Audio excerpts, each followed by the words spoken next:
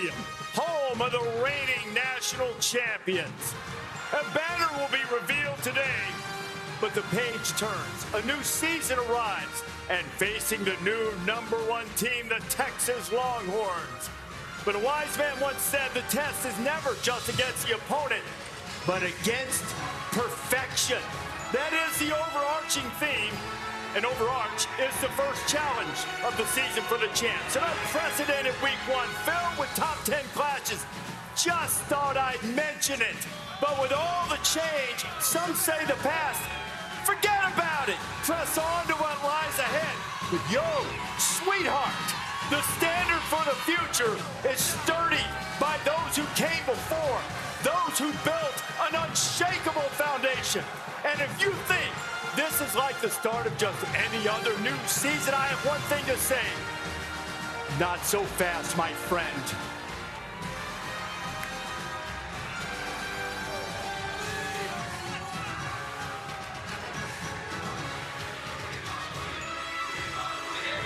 The opening week of the season at the Shoe in Columbus, Texas, and the Ohio State.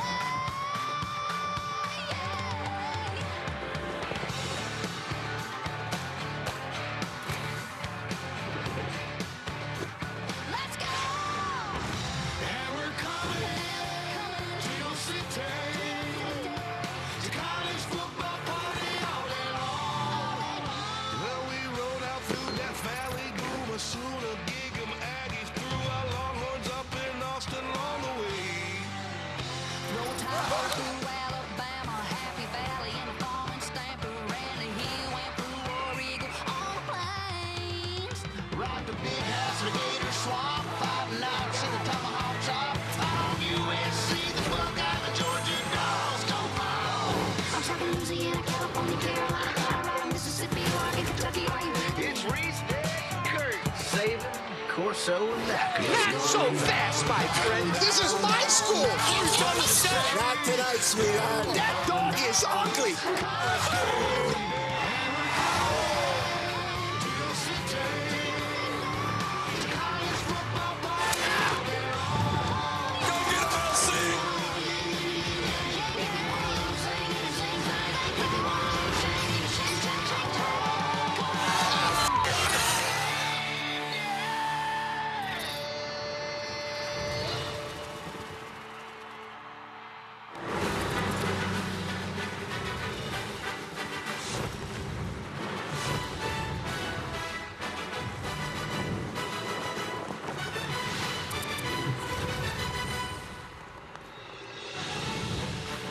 College Game Day, live from Columbus, Ohio, is built by the Home Depot.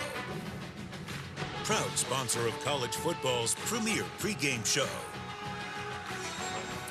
75 years, the AP has unveiled a preseason top 10. This is just the second time that we've had a top 3 matchup in the season opening game for both. #1 Texas, #3 Ohio State.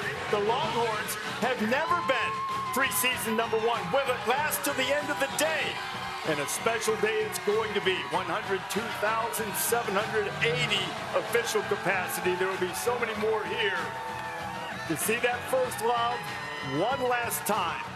Maybe. A special day for College Game Day where they're going to see their first love of LC no matter what. But will he give them the okie doke? Maybe give them a little horns up for the final pick. We'll see. So glad to have you with us on this beautiful Saturday morning in Columbus for College Game Day. Reese Davis, Kirk Herbstreit, Desmond Howard, Pat McAfee, Nick Saban, and the man of the hour, the great Lee Corso.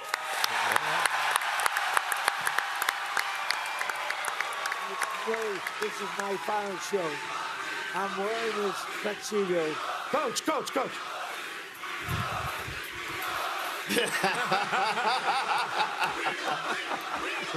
For my final show, I'm wearing this tuxedo as a way to go out in style. Nice. With gratitude in my heart and deep thanks to everyone who's been a part of the journey.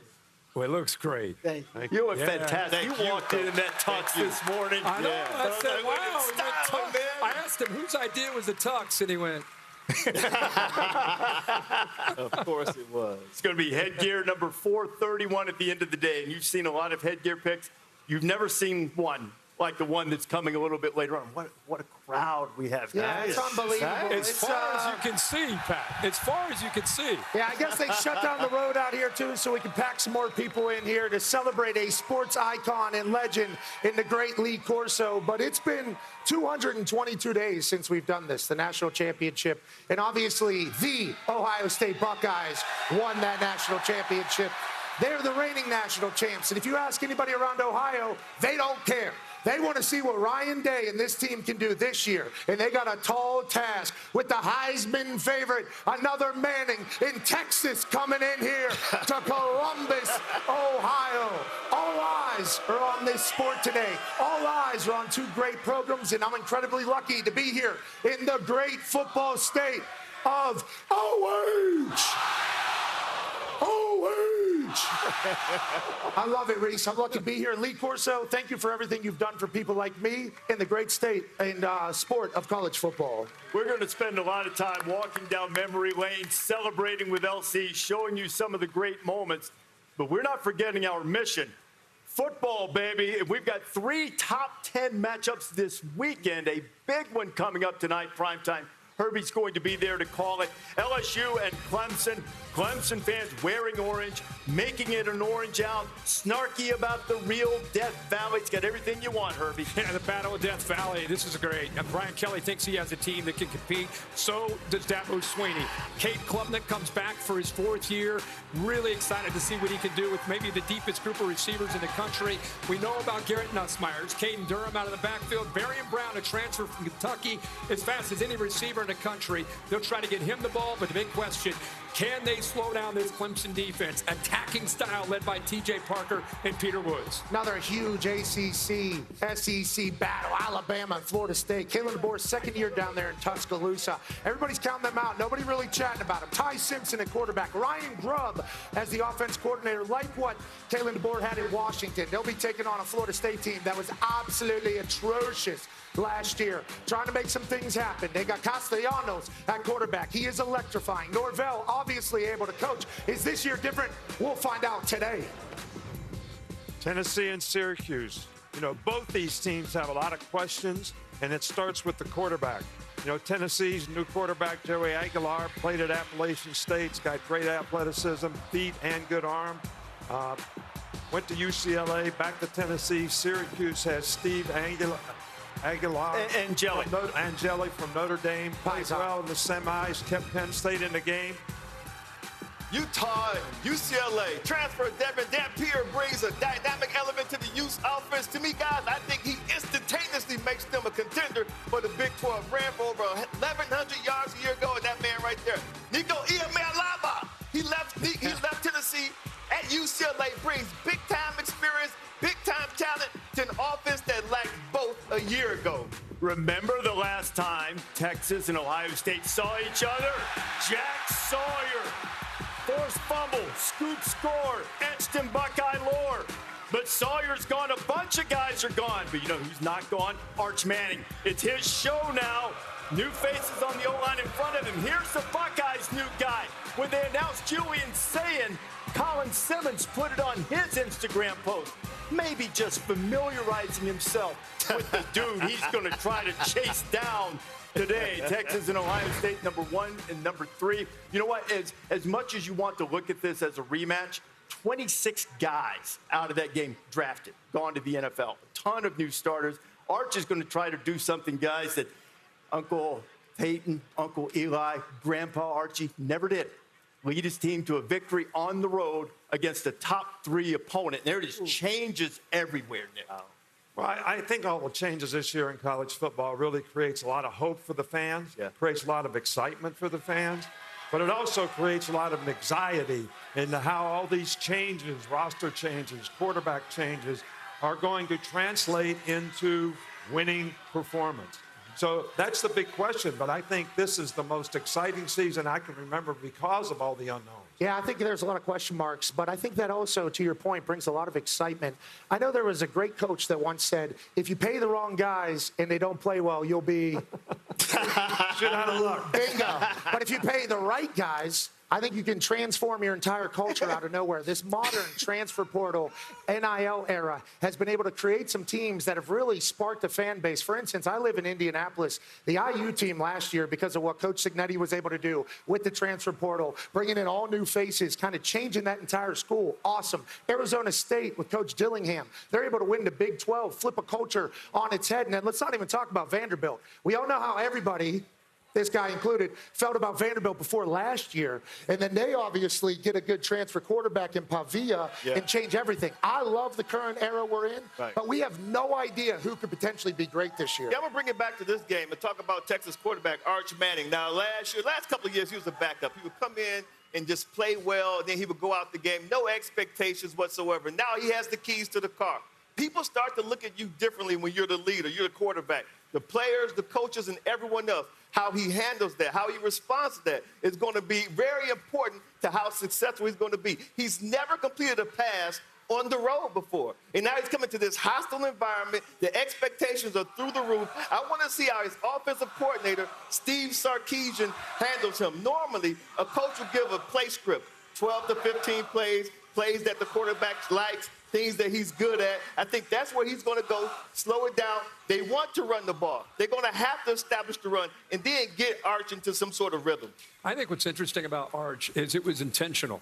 You know, his family thought that he was going to go to Austin and play for Sark in that system, knowing that Quinn Ewers was there for a couple years, wanting him to sit in the background, wanting him to mature and develop for a couple years. So that third year, now he's ready to go and become the guy. And today we find out if that pattern works. A lot of these 5 stars are instantly thrusted right in. I think it allows Arch to really be ready for this environment. 7 of the top 10 teams in the country are starting new faces at quarterback. I think that's going to your point, Nick, about the unknowns. And the other thing, just keep this in mind with the new 12-team playoff. Ohio State lost 2 games last year. They won the national championship. So while we get excited about week 1, remember, it's a long season. No matter what happens today, you're still in the mix now that we have these 12 teams. And saying to that, follow up on my playoff team. Yes. Yeah, you're going to give your number 1, Notre Dame. Never batted against the Catholics. Never Penn State. Penn State wins the Big Ten. What? And loaded offensively. All right. Next, Clemson. Clemson's loaded for Bear. Yep. And then LSU, nation's number 1 for transfer program. Yes, they're loaded. Veteran quarterback. Those are your 4. Yeah, they're ready. Now, the final 4, 2 of them, LSU versus Penn State for the national championship. Okay. A great game in the battle, but the winner, LSU. LSU wins the national championship. Go Tigers. You got the fighting Brian Can Kelly. we congratulate them, Ohio? LSU just won the national championship. You just said Penn State beat you guys. All right. Yeah, but, you know, every fan thinks their team is going to win the national championship. I was walking down the street the other day, and this guy from Ole Miss comes up to me, and he is like accost me because Ole Miss is not in the top 20.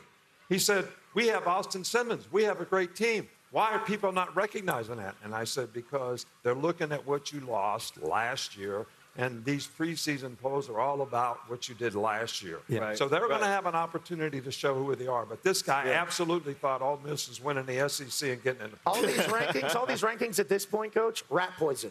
For the good teams, they're rat poison. That's all it is. And for the teams that aren't ranked, like West Virginia, who's going to end up in the top 10, if I had to guess, hard edge. They're utilizing the not ranking or talk about motivation. It's a good thing, It's not a better bad to thing. fly under the radar sometimes. Yeah. You know, they've got a big game in a couple of weeks, I hear. They do. Yeah, they got to take care of business. Let's not get too crazy. Against the team Yeah. that I picked to be my dark horse playoff team. Oh, I don't like that. The Pittsburgh Panthers. Yeah, I know who you were talking about. They're a good team, great team. Love what they're about. But our team about to be back, hard edge. We're fighting people. Anyways, move along. LSU, national champion. Yeah, say nothing. Hey, Rich Rod opening against Bobby Moe. Robert Morris today. We need to win. That's a deep dive right there. Pete Thamel is with us. Pete, you got the latest and greatest breaking news and some great glasses. Look at Pete's glasses. Yeah, Pete looks unbelievable. Thanks, guys. The glasses have shown me there's a lot more red here than when I was here in December. It's a little warmer, too, today. Let's start with Coach's national champion, LSU. They're obviously at Clemson today. They will be without starting safety A.J. Halsey for the first half of that game. This has turned into quite the spicy story. LSU was not informed of this NCAA-mandated suspension. suspension for fighting. We see him here while he's at Houston last season. They didn't find out until Wednesday, so there's some unhappiness on the LSU side on how that may have emerged and where it came from. As for our game today, some breaking news for Ohio State. They'll start Phillip Daniels at right tackle on that reshuffled offensive line. He's a Minnesota transfer. He started 3 games there last year, and he was in a battle with Ethan Onyanwa, who's a Rice transfer who came in and many thought he would lock down one of the tackle positions. He's likely going to be a swing lineman.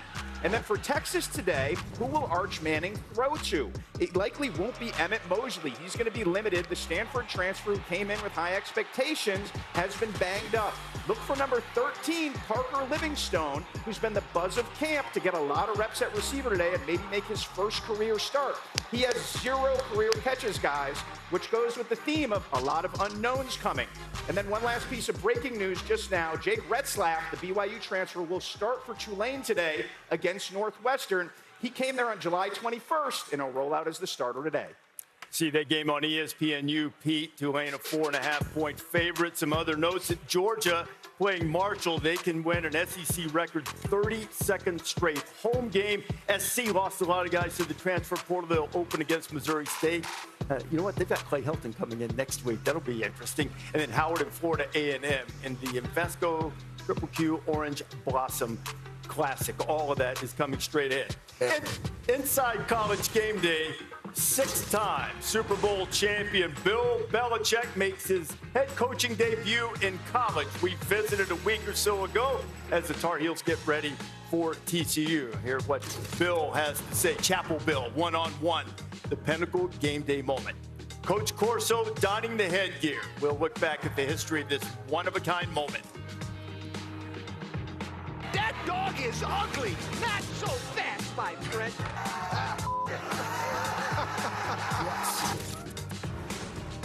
And we can't start a season without giving away some money. Pat, $50K in the pot. How much last year you give away? $1.77 million last year given away in total. We'll start with Let's get it started then. probably $100,000 today. And speaking of giveaways and great prizes, here is Ohio State head coach Ryan Day with something for LC. Look what we got here. Coach Corso, on behalf of everybody at Ohio State, I just want to thank you for everything you've done for college football. So this helmet right here, all right, has your name on it, but it also has a Buckeye leaf for every time you chose Ohio State with the mascot. Wow. That's a lot. That's for you right there. And then here's one more right here if you need one later today at noon. Not so fast, my friend. That's great.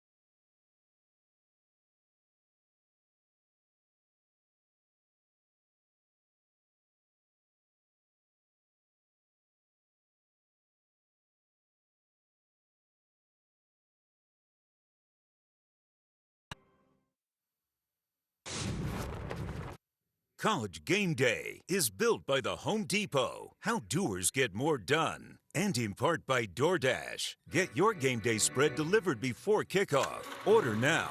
And Arby's, official meat sponsor of ESPN College Game Day. Old school, beautiful theater. Probably one of the great rom-coms, love stories in the history of college football. Lee Corso and Brutus, 45 times so far. LC has picked Brutus in his final pick. Woody Hayes building, there's a lot of history there. All-Americans National Championship rings, the most recent one, added in exhilarating fashion.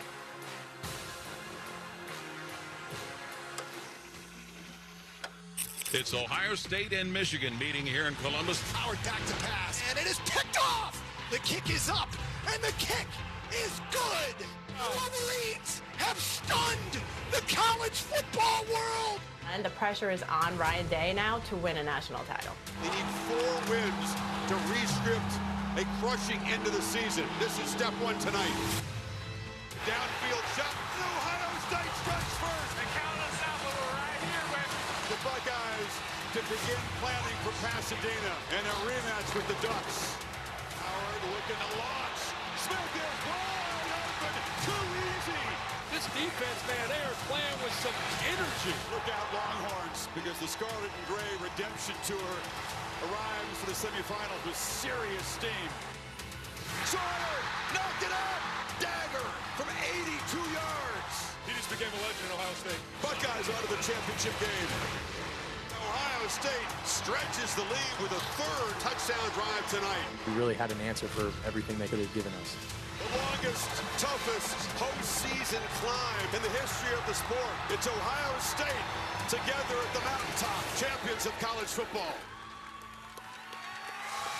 What a dominant run it was. Ohio State performing at its peak throughout the college football playoff. The man who led them is with us here. He's already given Coach Corso a Buckeye helmet. Ryan Day is here. Ryan, you saw the run last year. The vibe is so different from the last time you visited our set.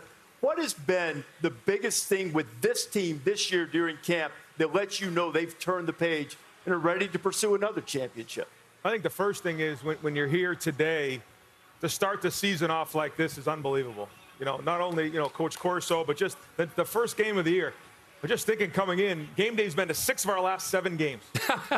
Think about that. It's pretty good. I mean, and I think to start a season, you think about the world that we all live in.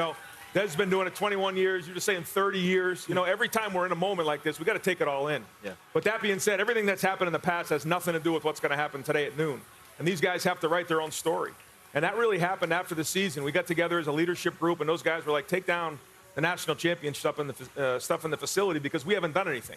These guys have to write their own story. We've had a great preseason. Now it's time to get to playing football. They say whenever you win, there's enough to go around. It doesn't mean that it's going to be with the same place that you're at. That happens in professional football and in college football. Whenever you're successful, a lot of people want a piece of whatever you have. You lose both coordinators, you lose your offensive line coach, and you lost 14 guys to the NFL. That is a daunting task for anybody. This is going to be your new normal, though, especially if you're going to be successful. How have you handled that, and what has your message been to the people that are replacing legends of Ohio State? Well, when you're at the top, everyone's going to keep coming at you, and you got to keep pushing. And, we're at Ohio State. I mean, when you look at the atmosphere today and the fan base that we have, I mean, it's the most exciting time to ever be a Buckeye there it's ever been. And, we recruit great staff who want to be here and understand what the environment's like, understand what games are like, but most importantly, the players. The players came to play in environments like this. And so this is a new group of guys, a new journey, and here we go. I know you reload, but you lose Chip on one side, you lose Jim on the other side, both coordinators, 8 great players on defense. A lot of those guys were 3-year starters and meant so much to you last year on that run, that 4-game run. Lose a quarterback, you lose your 2 top running backs, you lose a great receiver in Emeka. And when you have all of that, what was this offseason like, and what have you liked what you've seen in rebuilding this back up? Yeah, well, guys had to step into different roles. So at the end of the season, we moved guys down in our team room into different seats. So the guys who are juniors now have to become leaders. The guys who are freshmen can't be freshmen anymore. They have to step into these roles and then own the roles, because it's one thing to be a role player and play 15, 20 plays. It's another thing to take on the majority of the work, and now you're playing 40 to 50 plays, and you have to produce. So there's a lot of guys that have been working hard at it, and every day in practice, you're trying to simulate what a game is like. But I feel like our practices have been good. I feel like the focus has been good, and here we go today. We figure out what we got. Yeah. Well, congratulations on some of those great memories you created for yourself, your fans, Ohio State. But I guess everybody's biggest concern would be the quarterback position, as always. So just tell us about how Julian has kind of progressed this spring. Yeah. When Julian came in, he came in and really had a good spring, good preseason, and then learned behind Will about what it means to be a leader, about what it means to have command in the huddle, what it means to prepare, what it means to go through tough losses and come back from those. And so that was an important thing during the process last year, both Lincoln and Julian. I used to say during bed check, make sure you watch how Will Howard's going about his business, because that's going to be you guys next year. Right. So he's learned a lot from there. And then I think as the season's gone on, or the preseason's gone on, he's grown momentum. He makes quick decisions. I feel like he's got a good command of the huddle. And it's like anything else, you got to go play and figure out what you got. But I think the guys believe in him because of his ability, and now it's time to go play. Right. Coach, congratulations on winning the national championship. Big Ten runs college football right now.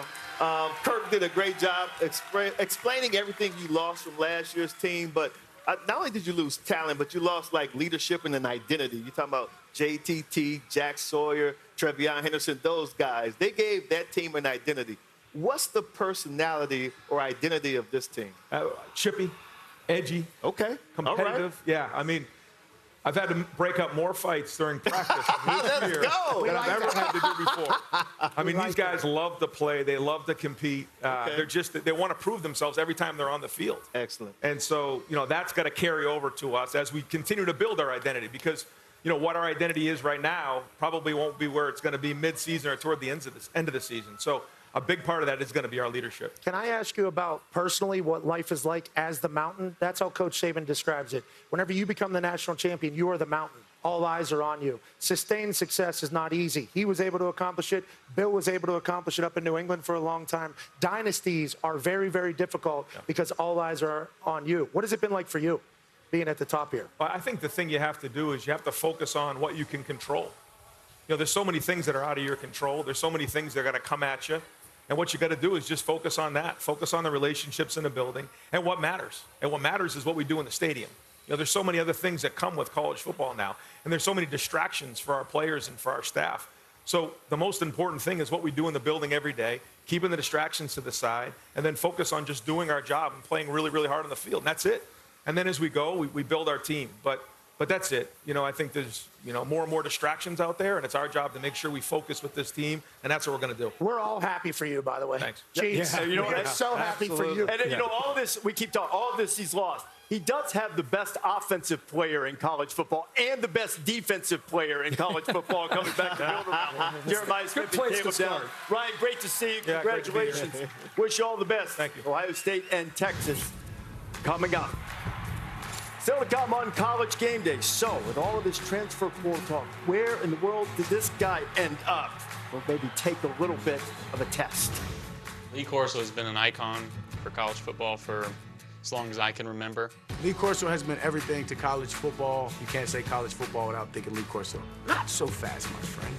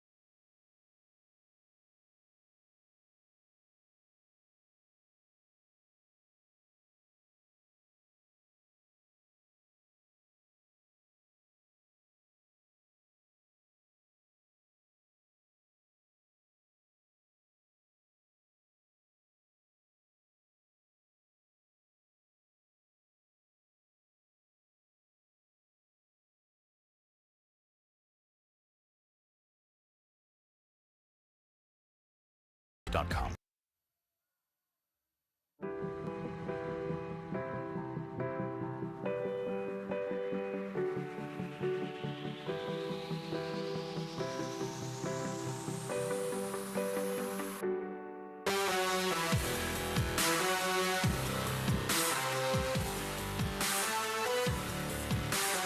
How many Saturday mornings has this song played and we capture Lee Corso swaying with the music?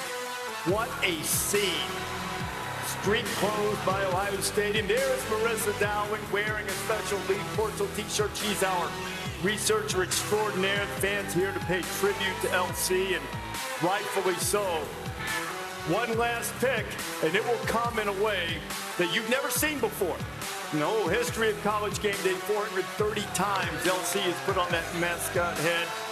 It will be a sight you do not want to miss inside Ohio Stadium right around noon. College Football Playoff Foundation making a donation of $38,000 for coaches 38 years on Game Day.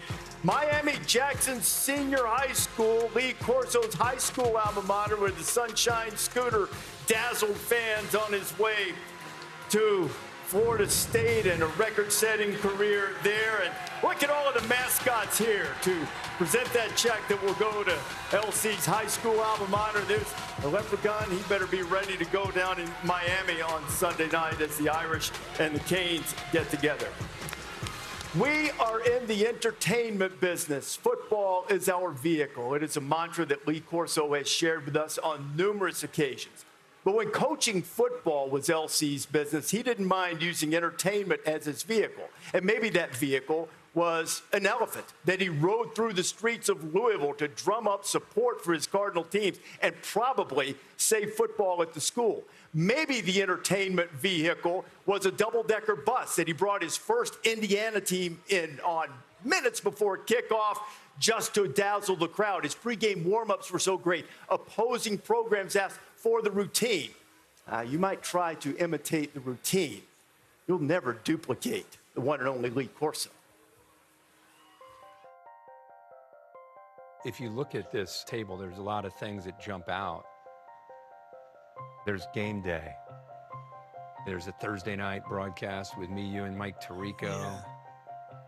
But first, the pencil. I've never done a show with you, we're doing it right now, without you holding this pencil. That's been in my face so many times.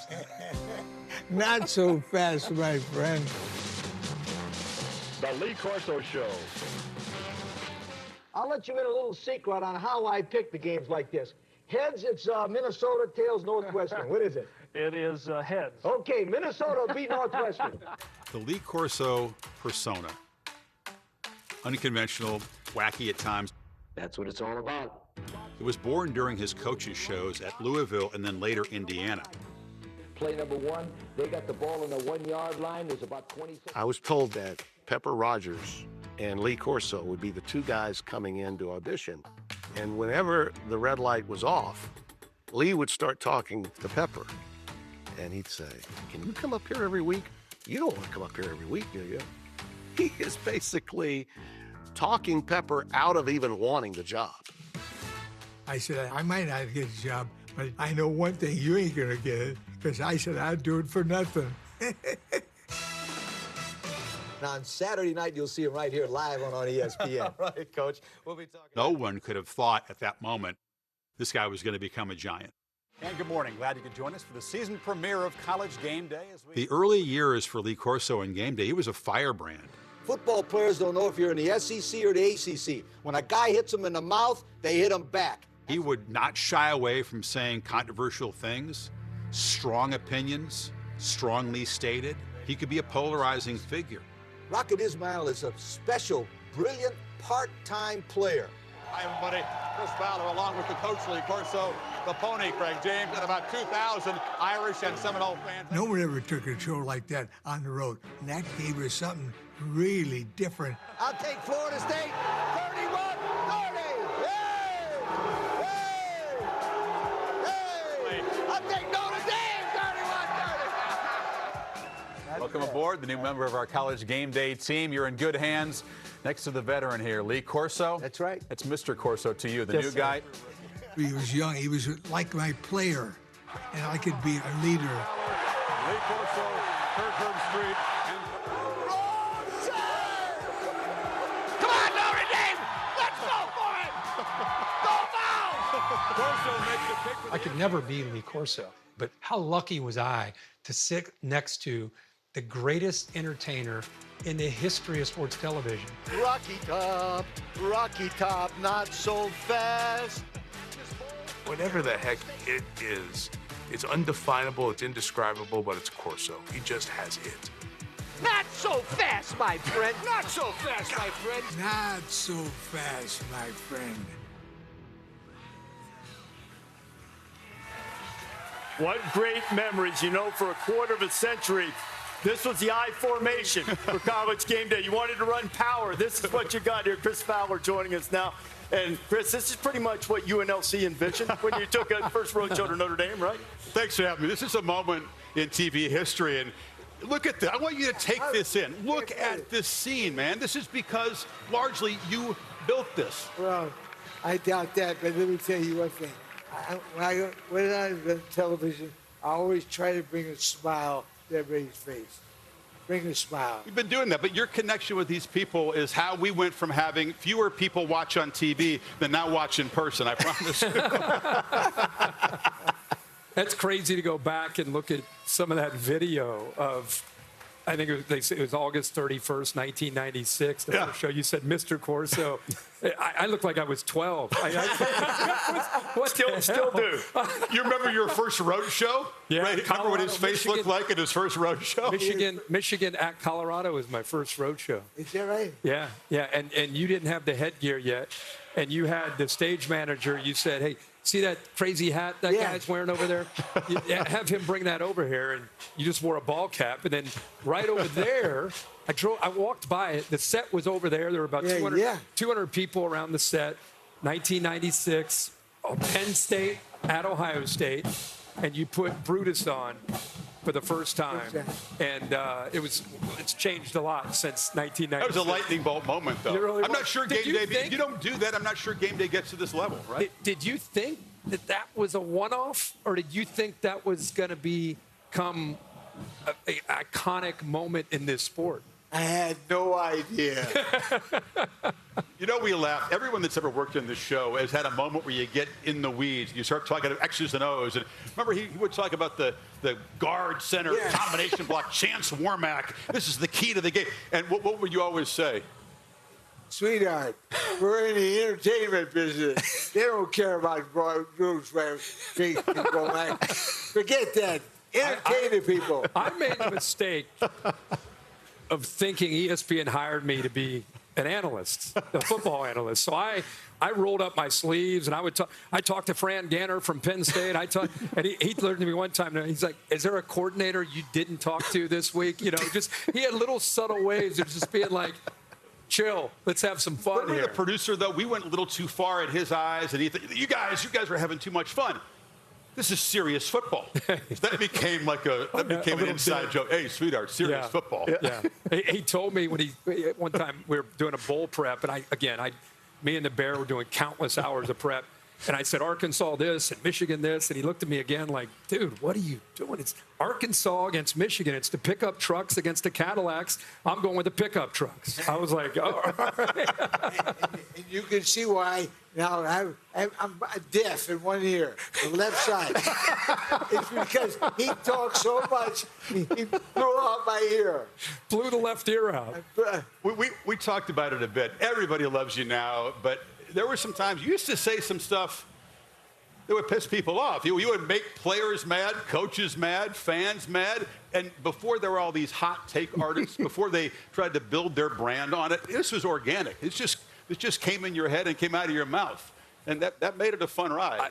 I also said nothing that I didn't I always understood. I didn't want to make people mad, but I had to say the truth. Yeah. That's right. The greatest story of all time to really show that and illustrate that. Northwestern played Wisconsin early in my tenure. And we were doing raps at this time. We weren't out on the road. We would kind of like Reese did for a long time. So when the game ended, they would throw to us in Bristol. And at the end of the Northwestern-Wisconsin game, Wisconsin, instead of taking a knee, they ran the football and they fumbled. And Northwestern got it and ended up scoring and winning the game. It was like they lit a fuse when they threw it to us back from Madison. He just goes off. He's yelling, Barry Alvarez, what is he doing? He needs to go into that locker room and apologize to his teammates. He lost that game and he would not stop.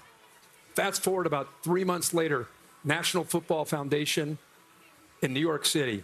I call Barry Alvarez affectionately Capone. Al Capone with the pinky ring. He's got the look of Capone. Affectionately. Affectionately, yeah. Capone comes with the tuxedo on, with a long trench coat jacket, comes around the corner, and we come. I'm just following him. I have no idea. I've never been there. He comes off. He walks by. He looks at Lee like, I will kill you. I will break you. And Lee's like, come on, sweetheart. Let's go this way. Yeah, he didn't care. He just said what you thought, which I appreciated. They didn't call him the Sunshine Scooter for nothing. Get right by Alvarez. He still had quicks that night, even in a tux. Lee, this is fun for me. We'll still see each other in Florida, but just thank you so much for what you've meant to me, coaching me up when I was a true freshman in this show in 1989 and 1990. It's hard for me to express in words. I look around and I reflect what again, you in large part helped build with such pride, and I'll never forget what you meant to us off of the set, right? It's the moments in the meetings and the meals, the stuff that you don't see when the cameras aren't on, that is beyond my ability to express. I try to do two things. I try to never prostitute my integrity and never prostitute my integrity to get a job or to keep one. That was my aim. And you never did. Well, the other thing I'll tell you, for a great example for all of us, he listens. He listens. Mm-hmm. One of the reasons we're all so close to him is you go to him with a problem, and he doesn't just, oh, wow, okay, oh, wow, and just kind of, he listens, and then I call him, he's like Don Corleone or he's like Yoda. You come to him with this big problem, and he listens, and it's like he's petting a cat, and then he gives you a 2-sentence answer to this thing that's been on your mind for months, and he just gives you that, but he listens, man, and there aren't a lot of people in your life. Think about it. How many people listen to what you're talking about and give you really sound advice? That's what he always did for me. We've been blessed, certainly, to have LC here. We're going to continue to relive these moments and celebrate one of the most illustrious careers in the history of television, and a guy who, in my judgment, is more responsible than anyone else in media for making college football a wall-to-wall TV experience from early Saturday morning until the wee hours on Saturday night. Guys, great to see you. Chris, have a great call tonight. Awesome. Thank you, Reese. Clemson game. Great to visit with Chris Fowler and these three together. Much more coming on LC history. We'll show you some of the stories Kirk was talking about how the headgear was established and started. Now, of course, LC is in his final show right now, but we also have another member of our crew who is not with us this season for far more dire reasons, Chad Hanna, who, aside from LC, was the longest tenured member of College Game Day. He passed away this summer. Our producer, Jimmy Gallardo, certainly has some memories.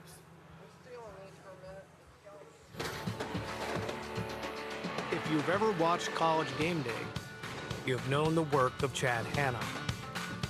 If you ever worked on Game Day, you have known and loved Chad Hanna, the man. Everybody put your hands together. Put them together for the drivers. 10,000 miles, I don't know how many meals. Gotta let you know, appreciate you, all right? I like a block punt by Florida State. I'll take Florida State. 31-30. Only two people have worked on College Game Day since it hit the road: Coach Corso and Chad. See, as much as Coach has been the heart of the desk, Chad has been the lifeblood of the production truck. Countless ESPN producers first learned television at Chad's side in the tape room. It was a masterclass on leading with respect and grace. I was lucky enough to be one of those producers. I will miss his smile, our conversations, our hugs, and all the laughs. But mostly, I'll miss the person. Chad Hanna, husband, father, grandfather, friend. Love you, Chad.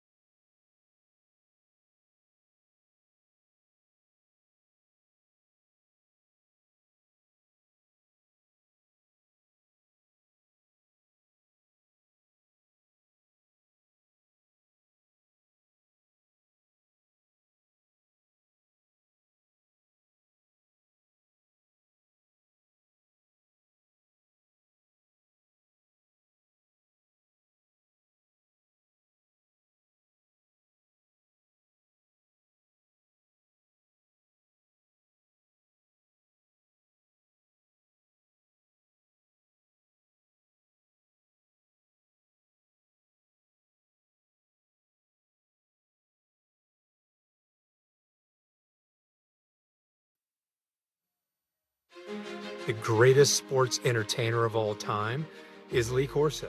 He played the game, he coached the game, and then he became an iconic sportscaster.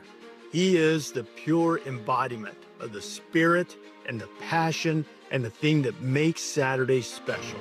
What role did Lee Corso have in building College Game Day?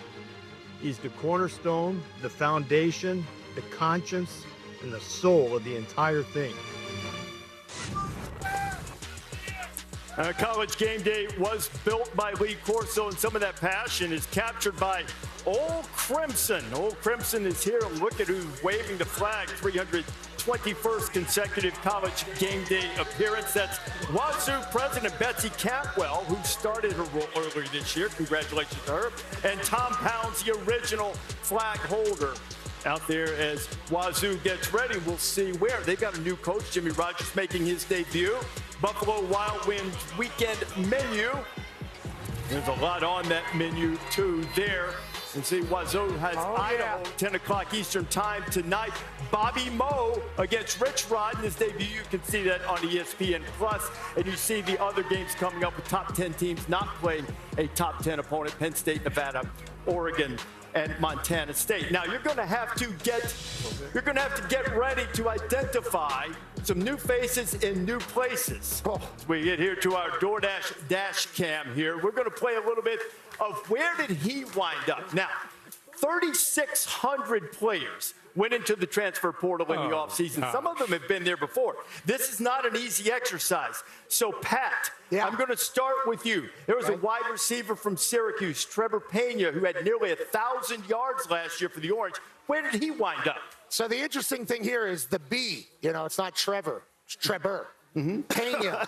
Okay, that's a great last name, but it also reminds me of where he went, I think. So that was a nice little head start. He's at Penn State, I do believe, who has more money. Yes. And a baby. Penn State has all the money in the world. Wow, I don't know if that's why Lee Corso is saying that they're going to win the Big Ten, but they got a good one here from Syracuse. All right, there's one. Next up on where did he end up is Kirk Herbstreit. Now, Bear Alexander, one of the top defensive line recruits in the country, started at Georgia, went to USC. Where did Bear Alexander wind up? Look at that. Look at that. I didn't do my research the way he did. When he met clearly with somebody. Hey, look at this. Look at this. Look at this right here. That'll give you a little help. That's a hint. A little bit. This is a team effort. Oregon. There you go. Thank you. You must have got the entire list. How do you think Oregon's going to be? You got an easy opener against Montana State. How are they going to be? Oklahoma State next week. All you have to say is Dan Lanning. You know, much like we talk about with Ryan Day and we talk about Sark, some of these guys, they just know how to replenish. I think he'll fit in well, obviously, up front in what they do. They lost some great players. He'll fit in nicely. He's got to play every down. Yeah. You know, he hasn't ever played every down. Their last game of the season last year. Woo, boy. Man, who was that against? That's who it was. And boy, that was ugly. Yeah, they got smashed. That was not All right, we continue here at the DoorDash dashboard with where did he end up? Another guy leaving USC. A lot of guys left USC in this portal thing. A guy that I once, when he was a freshman, compared to you, Desmond Howard. Where did Zachariah Branch wind up? Now, I'm thinking that Zachariah Branch went to a team that led the country and dropped passes. Oh. And then their quarterback got blamed. He left. Now he's at Miami. Yeah, you got it. Yep. So I'm thinking he's up in Athens. Yep. Was it Gunnar Stockton now? That's right. Yeah, very electric player with the ball in his hands. I love this guy. Do you think Georgia's being overlooked? You view them as a legit one of the favorites for the national championship? I think they should be talked about in that conversation. I really do. I think because you look at their pedigree, and we know what Kirby Smart's going to do. They're going to play great on defense. They have another playmaker on offense. I think they will be in the mix. Yeah, I do. Yep. Okay, Nick, he's a great return man. Hadn't done great return. Hadn't done anything as a receiver yet, but he's a great return man. Hence the comparison to my guy. Listen to my man, bro. Okay, let's continue on the theme. Nick, you're up here. Yet another guy who left USC, starting quarterback, put up good numbers for the Trojans last year. Easy. Where did Miller Moss wind up? Miller Moss ends up at Louisville with Jeff Brom, which is going to be a lethal combination because of the way he uses quarterbacks and Miller Moss's ability. This is going to be fantastic for Louisville. I think you might have tried to hire him once upon a time, if memory serves. Absolutely did. Okay, now is Louisville a threat to win the ACC with Miller Moss at quarterback?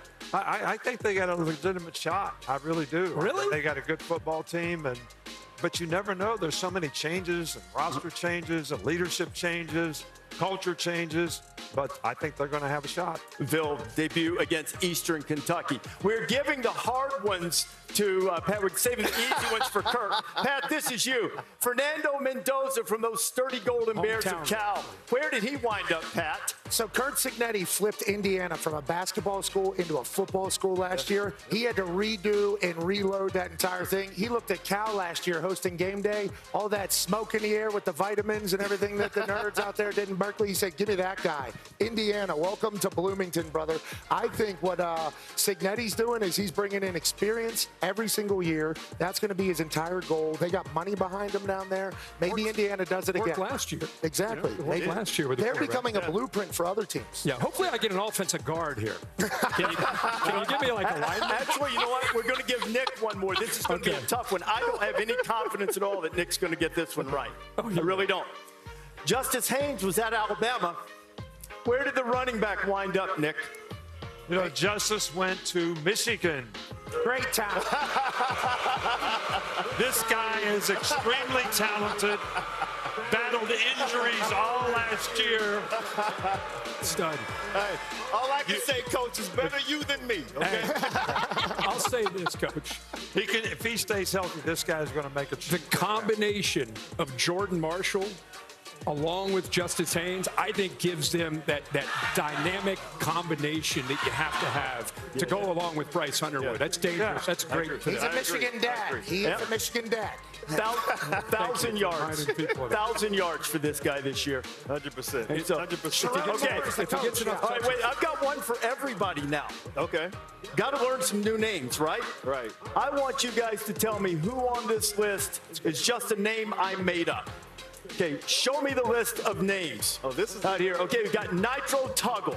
You've got Memorable Factor, Cody Stufflebean, Turbo Richard, Indiana Jones. Which one's not a real guy? Who's not a real guy? I'm saying there's a Noah in college football this year that has a wild I'm name. thinking I will say. Stufflebean? I don't know. That can't be legit, right? Nitro Tuggle, that sounds awesome. Too awesome. I would use that one for sure. Yeah. I'm going here, too. You know what? All of them are real. Sorry, every guy's real. You got a great name, bro. That sounds like it's the best name. Nitro Tuggle is at Purdue. Memorable Factor is a guy who was a rugby player and a rower. He's from England. He's on the Duke depth chart. Been on the team for 4 years. Oh, mate. This name right here, though. And you know what? Cody Stufflebean had himself a game for K-State against Iowa State. Starting defense. Turbo Richard, watch him hit that thing. Hits another gear. Indiana Jones will figure it out. I love these boys. I love these boys. Turbo Richard, BC opening against Fordham today, I believe. So all of these guys are real. By the way, you need to know about Indiana Jones. He plays at Rocky Mountain College. It's in the NAIA. Boy, you did Indiana Jones, man. What a name. I thought you guys would jump on that. Next week, we are going to Oklahoma to see Michigan. The Maize and Blue. Alma mater of Desmond Howard. Coming up next week as we take the show to Norman. Arch Manning has the keys to the car, as Desmond said. Battles the Buckeyes. It's his show. How will things go for Arch? McConaughey here. Want to wish the great Coach Corso congratulations on an unprecedented career. Wishing you all the best in your next chapter, Mr. Corso. Hey, Coach, congratulations.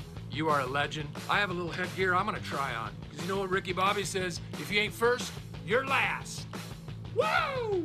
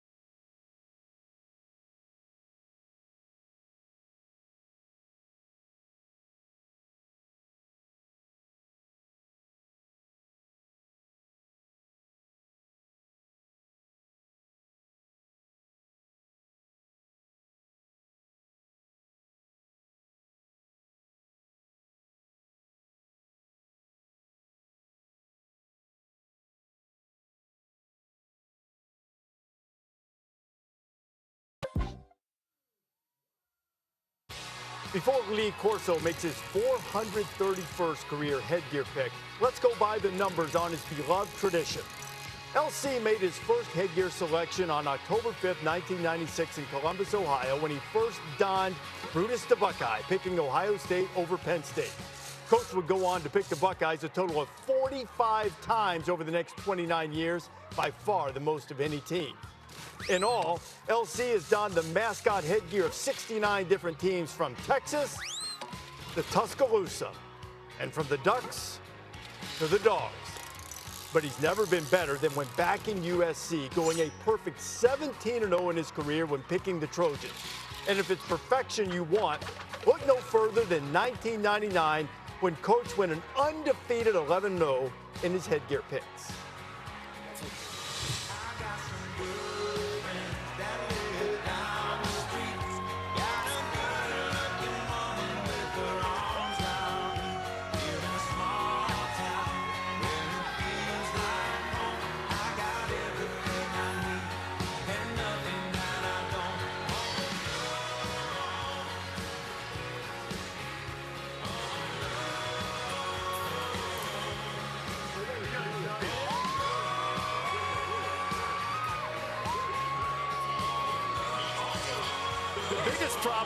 The biggest problem is my coiffure is going to be out of order now. I know exactly. Holy I cow. gotta find my pick. Where's my LC, pick? you're a legend. Being able to keep that thing on for that long. Oh, man, I need my Afro pick. Remarkable thing.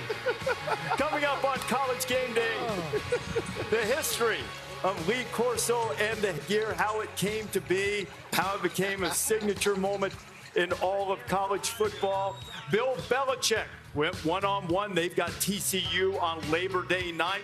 What Belichick is looking for from his Tar Heels as they try to elevate the program. Big commitment to football and big commitment to making field goals. 50,000 it says, but you're feeling generous? Yeah, it got to be 100,000. This crowd is too good. That's going to go up to 100,000. We picked a guy. His name's Logan Paulo from Hudson, Ohio. Good luck, buddy. You got a scouting report on him? Anything? Business major, has never kicked before. That's good news. Home Depot delivering our very best game day signs this week. As you take a look, I sense a theme in most of them, and appropriately so. Well, of course, so in Ohio State, Brutus, greater than America's couple, Taylor and Travis. They went to a college football game this week. Yes, they did. She loves ball, as do all of us, and we love love. We do love love. So we're happy for them. Absolutely. We want this to be forever. Forever. Greats getting together is a good thing for society, especially for ball. Love it. What DoorDash counting us down to kickoff just over 2 hours. This is week one, Reese. Texas, Ohio State. Top 3 matchup. Are you kidding me? Big time. AT&T is keeping us connected as Jen Latta caught up with Steve Sarkisian, head coach of the Horns. Coach, you just did your lap around the field. People at home might not know you do that every time you're out here. What is the intention of that? To be present. You know, we put in a lot of time and effort as coaches and as players, and so when you get to the arena, one, I like to get comfortable in the arena, but two, just to be present, you know, and understand how grateful I am to get to do what I do. You call your mom and dad, what do they say to you? They love me every time. They think I'm the greatest ever, like every parent, but, you know, they've been supporting me since I was obviously a little kid, and, you know, the fact that they get a chance to watch us play every Saturday, I always like to check in with them. Shout out to Sally and Seb. What have you seen from your quarterback, Arch Manning, this morning? That he's being Arch, you know, and I think that's the beauty of it. I think that's what today is going to require from him, that he's himself, that he doesn't try to be anything that he's not, because who he is good enough. What will your final message be to him before he takes the field in this week one matchup? Let it rip. And of course, today is Coach Corso's last headgear, last show of College Game Day. What has he meant to this sport?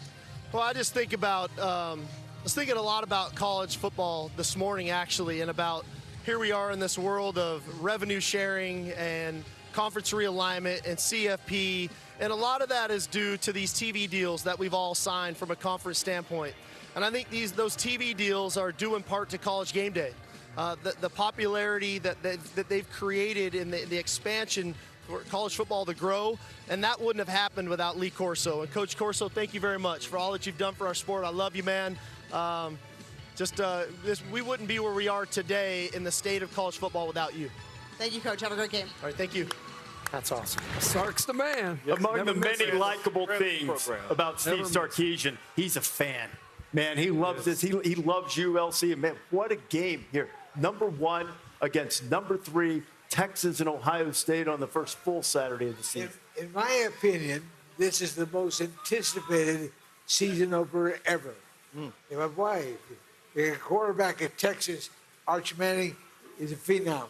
He opens with the defending national champion, Ohio State. And Buckeyes, remember one thing. Longhorns, the Buckeyes won. Now there's Ohio State opens with Texas. The Buckeyes have won 25 straight season openers. 25 season openers for Ohio State. I can't wait to see this with Coach. Yeah, well, I think these kind of games are, so beneficial to college football. I mean, it's great for the fans to have this kind of enthusiasm and excitement for matchups like this. And I think we would have more matchups like this if we had a system that rewarded wins as much as losses. The current system that we have right now sort of penalizes you more for a loss than you get rewarded for a great win. But I think these kinds of games on the schedule throughout the season, not just as openers, would be very beneficial to creating more and more interest in college football. It does great on your team. We always played a great opponent every time we had a chance in the opening game because the offseason, spring practice, summer conditioning, the players are more focused and excited to go play in a big game. So I think it benefits the players, but it also benefits the game and the fans to play really good games like this. Absolutely, Coach. And it's, it's been the conversation about universities and teams and programs not wanting to be penalized by playing good teams, but for the good of college football, they want to play the high-profile games. So there's always been a strategy to how you schedule. But I would say the College Football Playoff Committee came out a couple weeks ago and said this year they're going to heighten even more the strength of record, the strength of wins, the strength of losses, where you won, how you won, even more so. And I think they're setting a precedent for whenever they make this college football playoff at the end, that just like Ohio State last year, if you have 2 hiccups, you have 2 losses, you can still get in there. I was actually talking to the other guy, Stanford Steve, the other day. Steve, 3 top 10 matchups here in the first weekend. That means there's going to be 3 top 10 teams with a 1 in the L column. This is early in the year to have that. You believe all good regardless. Yeah, it's hard to do with this new climate that you guys just brought up. But I believe all 6 of these teams in these 3 games are going to the playoff. I know it's going to be hard. 3 of them are going to be 0-1. Trust it. Plenty of season left. Des, I think that's a good thing. I think that's a great thing, not a bad thing for the whole entire sport. And I love what we're doing here. I love it, too. I mean, when we were playing Kirk, we would play teams like UCLA, Notre Dame, Florida State, Miami of Florida. Those teams were the non-conference games. Then we got in the Big Ten schedule. So I'm all for big games like this. But talking about this game specifically, I want to see what Ohio State's defense is going to look like. They have a new DC. Jim Knowles has moved on. He's at Penn State now. They have Matt Patricia. And they have one of the best defensive, if not the best defensive players in all of college football, Caleb Downs. I want to see what scheme he's going to bring to the defense against Arch Manning in this offense and matching wits. That's the game within the game, trying to match wits. One of the best offensive coordinators, offensive minds in college football, Steve Sarkisian. That's what I'm going to keep an eye on. Yeah, and Matt Patricia with his NFL experience, be interesting to see the tweaks he makes to the system that was so effective last year with that 3-safety look with Jim Knowles. But just to go back to this, I think it's one thing to sit here and talk about it in August, about how it makes sense. But here's the reality.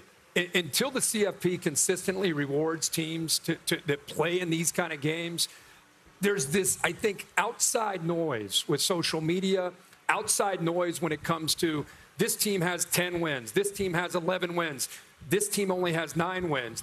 I think people really focus on the wins. So if that's your message, you're telling coaches and ADs, play McNeese State, play Kennesaw State. If you got to get to a point you're undefeated non-conference and then get into conference play, and that's a disaster for the sport. You have to reward LSU and Clemson, whoever loses that game. Ohio State, Texas. That should be a reward if you lose a close game.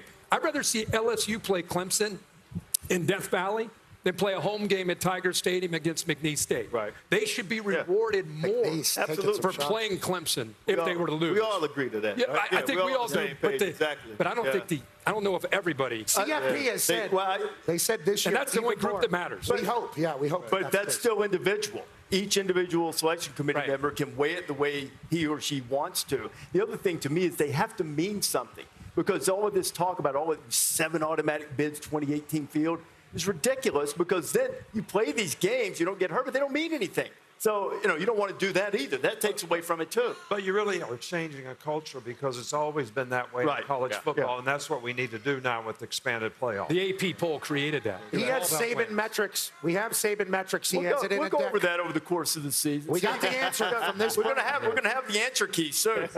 Steve, you got your first pick of the year. We're going to go to the top of the board, boys. Herbie's calling the game tonight. I love LSU this year, just not today or tonight. Give me Clemson. I think the defensive line, with the newness of LSU on the road in that environment, the talent on that defense of Clemson, too much. Clemson wins. Okay. And go. Why, you got Florida State today, huh? Over Bama? Yeah. For coach. For coach. Oh, okay. One time. Okay. One time. 36 for one guy. Yeah. There you go. There you go. Do you have Aflac trivia? I do. Did they give you that? What do you got? Speaking of Coach Corso, Nope. for Lee Corso's headgear picks, which head coach has he picked against the most? I know that answer. But I got picked against the most. Yeah. What do you think? Aflac. He picked Ohio State the most, right? LSU. No, he picked the coach. What coach has he picked against the most? Picked against the most, the coach. Yeah, but if he picked Ohio State the most. Me? Yeah. That's you. 16 times. Oh, You went man. against him 16 times? Unbelievable. And how many times was he wrong? He was 8 and 8. People beg to be 8 and 8 against 8 him. and 8? Oh, it's 500. That's awesome. That's 500. I must have been crazy. Never went against him. Yeah, 8 and 8 though. That's not bad. That's got to be the best record a coach has against Coach State. I think when he picked for him, he said like 27 and 8 or something when he picked him. Wow, that's even better. Oh, man. Hey, Jess, they're bringing out some food to us out here. Reese, I don't know how we're ever going to top this. Hyde Park Prime Steakhouse You got has anything for me? that 7 pound. Yes, that's seven. I'm going to get this lobster. 21 pounds. Reese Davis, wait though. It's 100. Reese, Yeah. this is an 85-pound cake. Oh my Is that right? 85. All for you, Coach. That would go straight to my obliques. Oh man. Come on, man. That's a cake. All for you. Is that? Oh, hold on. Why y'all take the cake over there? You can use your hand or you got a fork. There's 85 pounds of it. That's really good craft. This is delicious. Dig in. Dig in. Have you guys been on Is That Yes. Oh my. That's really good. Oh my gosh. I get my That looks protein. good. Oh, look at the side man. there. Now, this is really good. And we'll come in. Yep. This is really good. Use your hands, honestly. Oh my God. Wow. This right here, what Wow. are these? That's really good. Lobster tails? It's been. Lobster tails. That's good. Right here. That's good. That's a really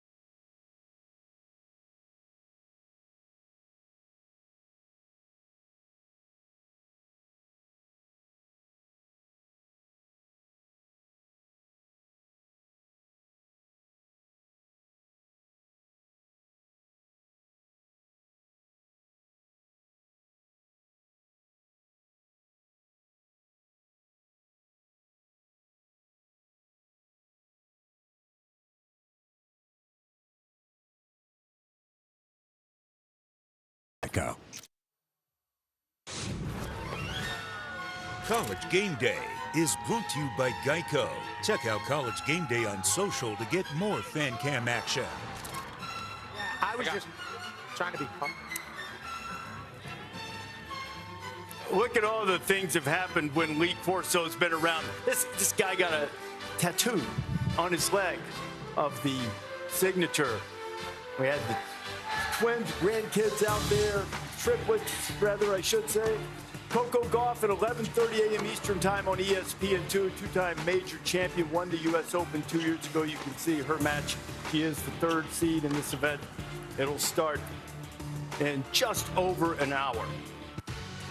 Time now for Old Dominion, best in the game. And tell you what, it is really hard to argue when it comes to the National Football League that not many people have been better than Bill Belichick. 6 times he's won the Super Bowl as the head coach, 2 more times as the defensive coordinator, 333 wins at the professional level. But his debut as the head coach in college comes Monday night against TCU. And we visited with the North Carolina Tar Heel loss.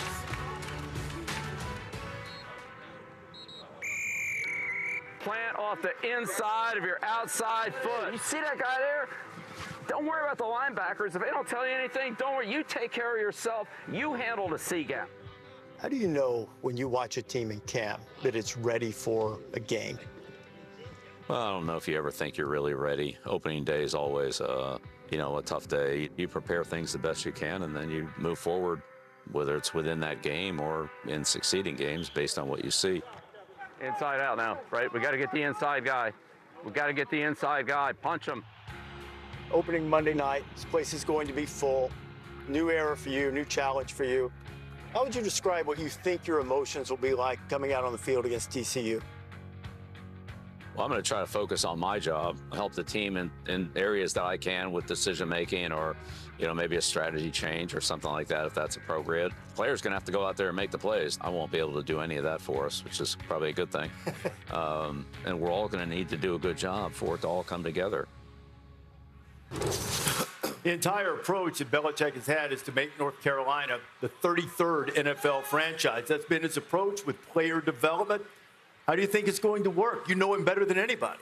Well, I think it's going to work, but I think, 70 new players on the roster. Wow. And, Bill's strength as a coach to me is developing players. How you engage with them, how you inspire them, how you influence them, how you impact their development to improve.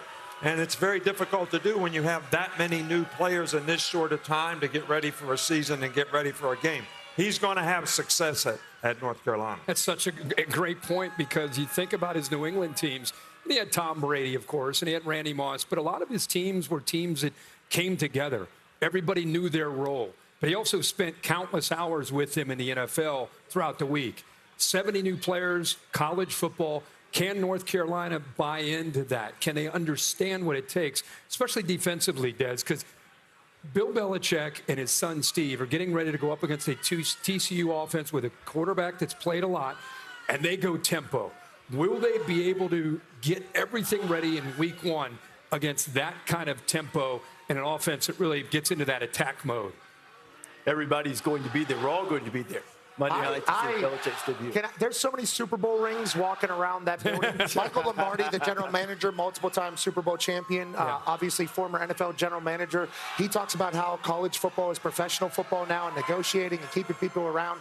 And the buy-in from the 70 players to Bill Belichick, I guess, has been phenomenal down there. Sure. And obviously you're going to follow the resume of a guy who not only had the greatest dynasty in the history of the NFL and ran it, but you're talking about just an innovator of the game. The chip block came from Bill Belichick. Different eras, the way you build your team, make somebody play left-handed. It's like all those things will work. How long will it take to get everybody rowing in the same direction? We shall see. North Carolina, a home dog there. Kirk and I will call the game, pregame show for an hour leading up to it. The TCU guys said they've been pouring through all the old tape when Cam Newton was the quarterback because North Carolina is going to have a mobile quarterback, maybe a little Freddie Kitchens with the Baker Mayfield and the Cleveland Browns. Right. There, all of those things in the unknown when TCU and North Carolina play on Monday night.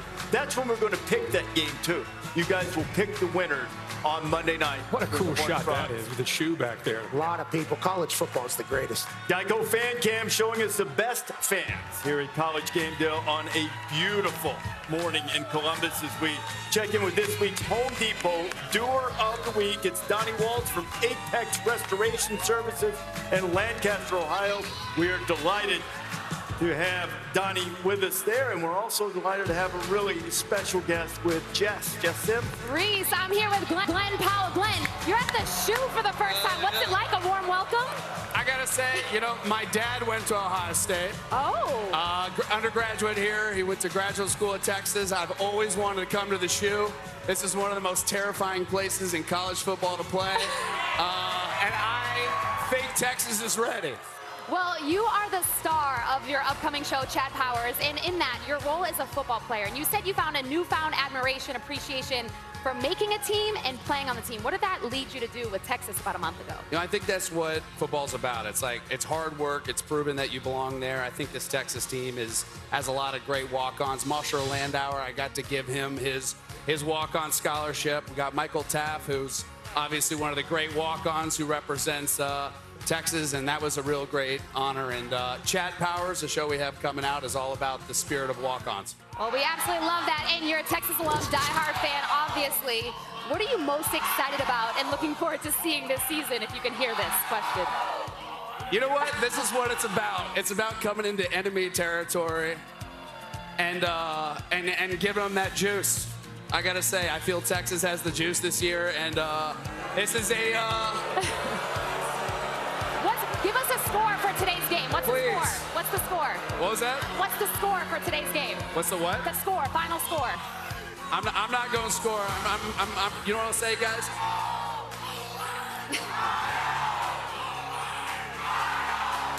You got a score? No? This is, guys. He's waiting for y'all to be quiet. I can't wait to hear. I can't wait to hear the sound of those die out towards the end of the game. That's what I'm excited about. All right. Well, he's not going anywhere. We're going to see more of Glenn at Pat's Kicking Contest. But if you can't get enough of football this season, make sure you check out Chad Powers. It is premiering on Hulu and Hulu on Disney Plus September 30th. And in the meantime, let's roll the trailer.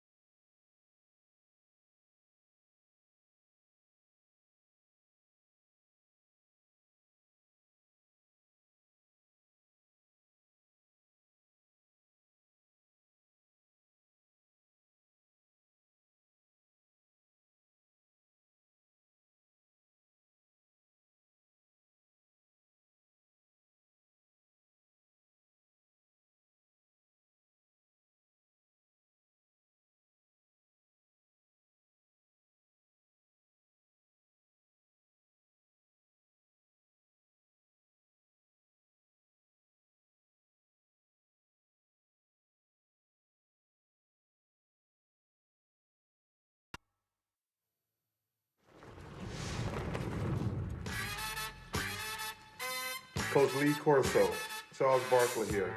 Thank you, thank you, thank you. What you have meant to the game is immeasurable.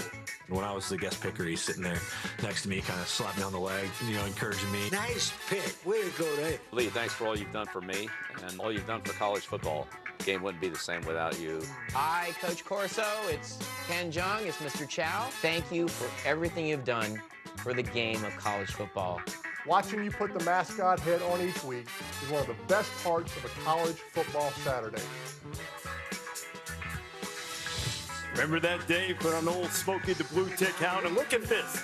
The Lee Corso collectible action figures that we made in honor of LC comes with a game day desk, Texas and Ohio State headgear, and if you're a subscriber to ESPN Unlimited, you can follow ESPN on social to learn how to win one of just 30 of these that have been made.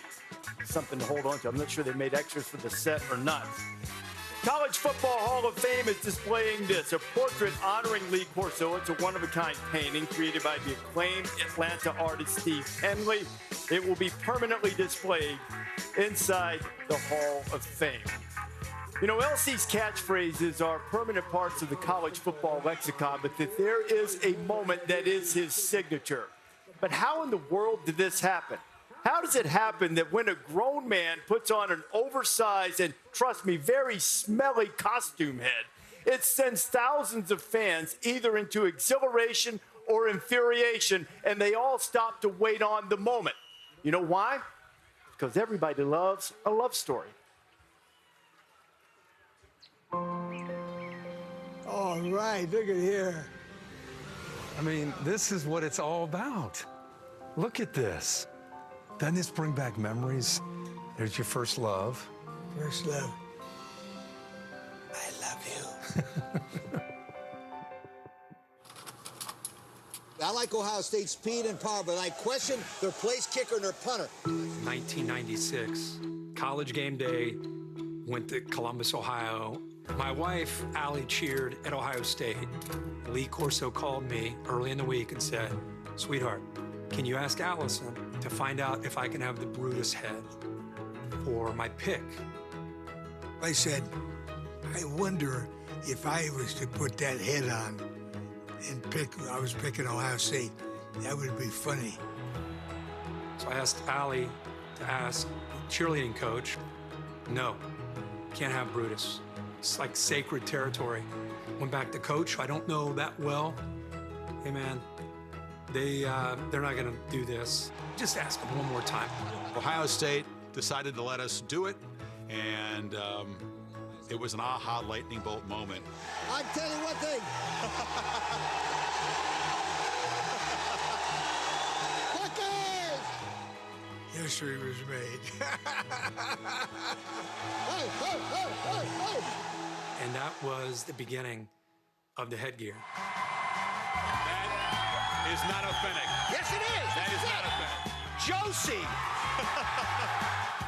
Major upset! The Hawkeyes! The world understands that what Coach Corso has accomplished has these moments that are going to be iconic forever. The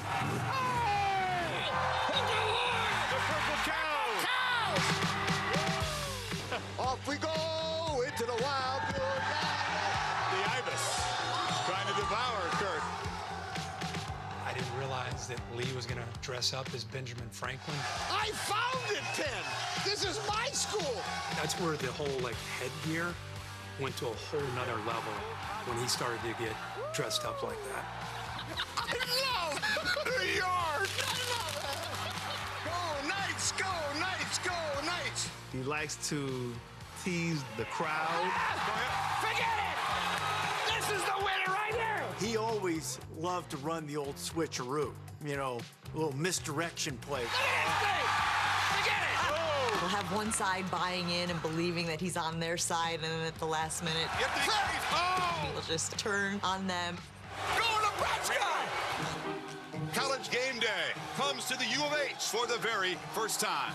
The Houston game, we had Carl Lewis, track star, Olympian. Carl, how can you pick against SMU? I think midway through this whole spiel, it dawned on Lee that maybe this whole fake left, go right thing wasn't worth continuing.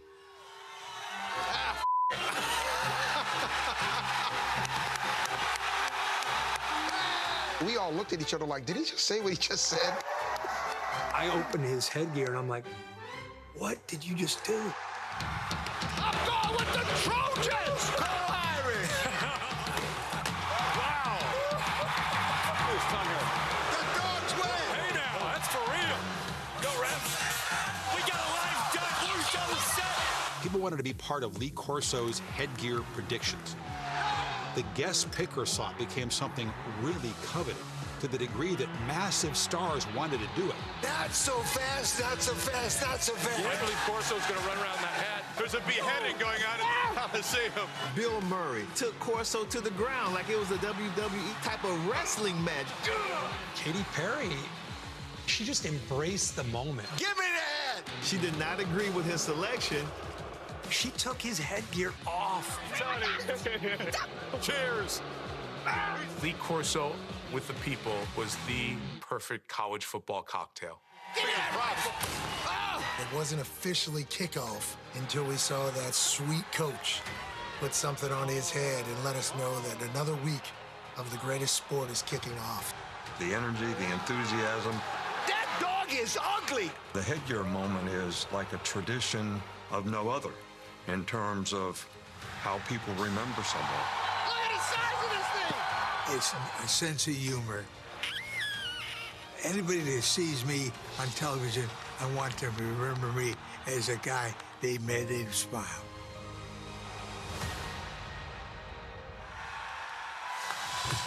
There have been 430 headgear smiles and a lot of LC's closest friends here to celebrate the day with us.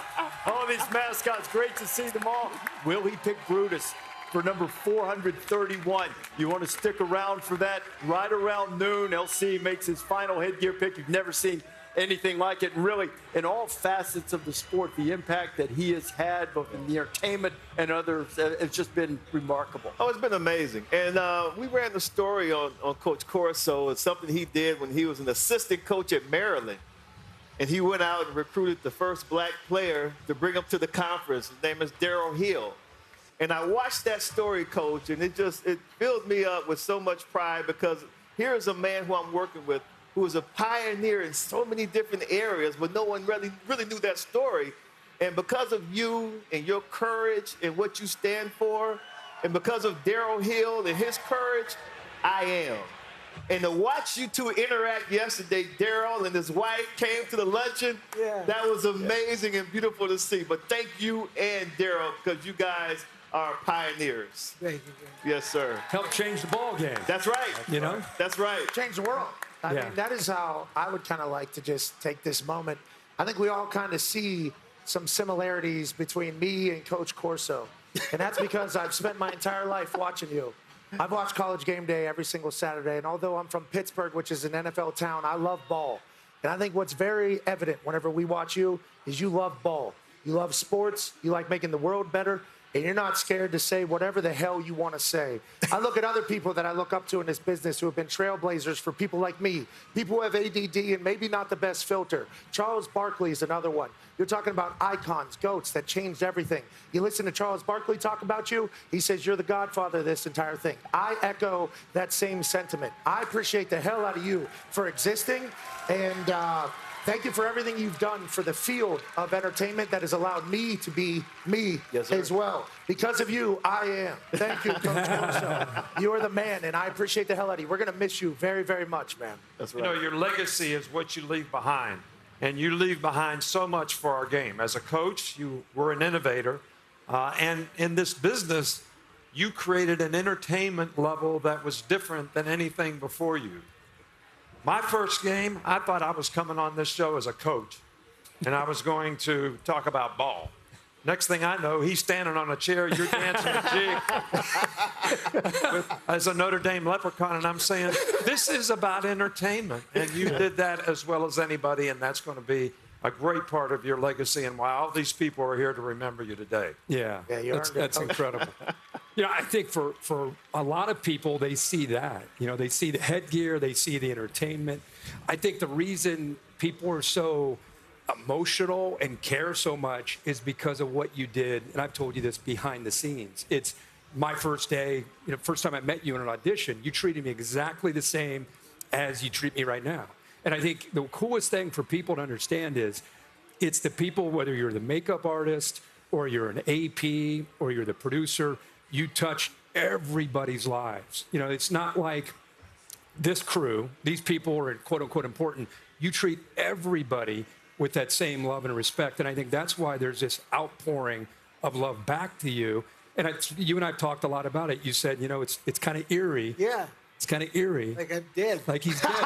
No, really. He said it's like he's dead and he's at his own funeral. And I said, the cool thing is you're alive, and you get to hear all these wonderful things that people are saying about you, and I think that's special, and we love you, man. We love you. It's like my grandmother used to say, don't wait until I'm gone to bring me the flowers. Bring them now. Let me enjoy them. So I'm hoping you're soaking this up, man, because this is really special. What you've meant to all of us, what you've meant to the sport. I asked you something yesterday that I'm not sure we've talked about a lot. A lot of coaches, not this one, he's staying with us, but a lot of coaches come back into television, they get that itch. You did at one point and decided to stay. How did this show, these relationships, scratch that itch that you have with team? It meant the most important thing to me is reaction, hearing you guys say that. I tell you one thing, in television, like in coaching, you in businessmen die, they leave money. When we died, we leave pieces of us, little pieces of us around the world, like Darryl Hill and Tommy Jackson. Yes, sir. You guys, piece of me. And now I have a piece of all you guys. That's right. Yeah, that's right. Absolutely. And I think there's an important thing for you. He doesn't do social media. And I tried to tell him this morning, the outpouring that all of you have had people tell you, you hear it from the inner circle, but is there anything you want to just say to all these fans that worship you and love you and have shown you so much over the last 3 or 4 months? Anything you want to say to them? Thank you. That says it all. Yeah. And, that's what all the fans want to say to you too, LC. Yeah. Thank you. But there's one more thing to thank him for. Wait till you see what LC's got cooked up for this headgear pick. Now, I don't know which way he's going. First time ever. First time ever. Right over there. Yeah. Over there. I have advocated that he toss the Brutus headgear away and say the word he said at Houston. I'm not sure we're going to do that. But I don't know. I'm not saying it's a bad word. I'm not going to say that in my mouth washed out with soap. I'm not doing that. Come on. No. Something to think about. By the way, you're already in the swear jar. Caleb Downs will be collecting from you later, early on. Yeah. But he's got to help pay, too. He's got to help pay, too. You're going to give away some money. Yeah, speaking of field goal kicking time. Field goal contest is just around the corner. And after the field goal kicking contest, we will make our way from this great crowd. What a great job you guys have done to come out and honor Coach Corso. And inside the shoe, DoorDash counting us down to kick off less than 90 minutes. Arch Manning. I've got it on good authority. Some in the Manning family nervous. Not old Arch.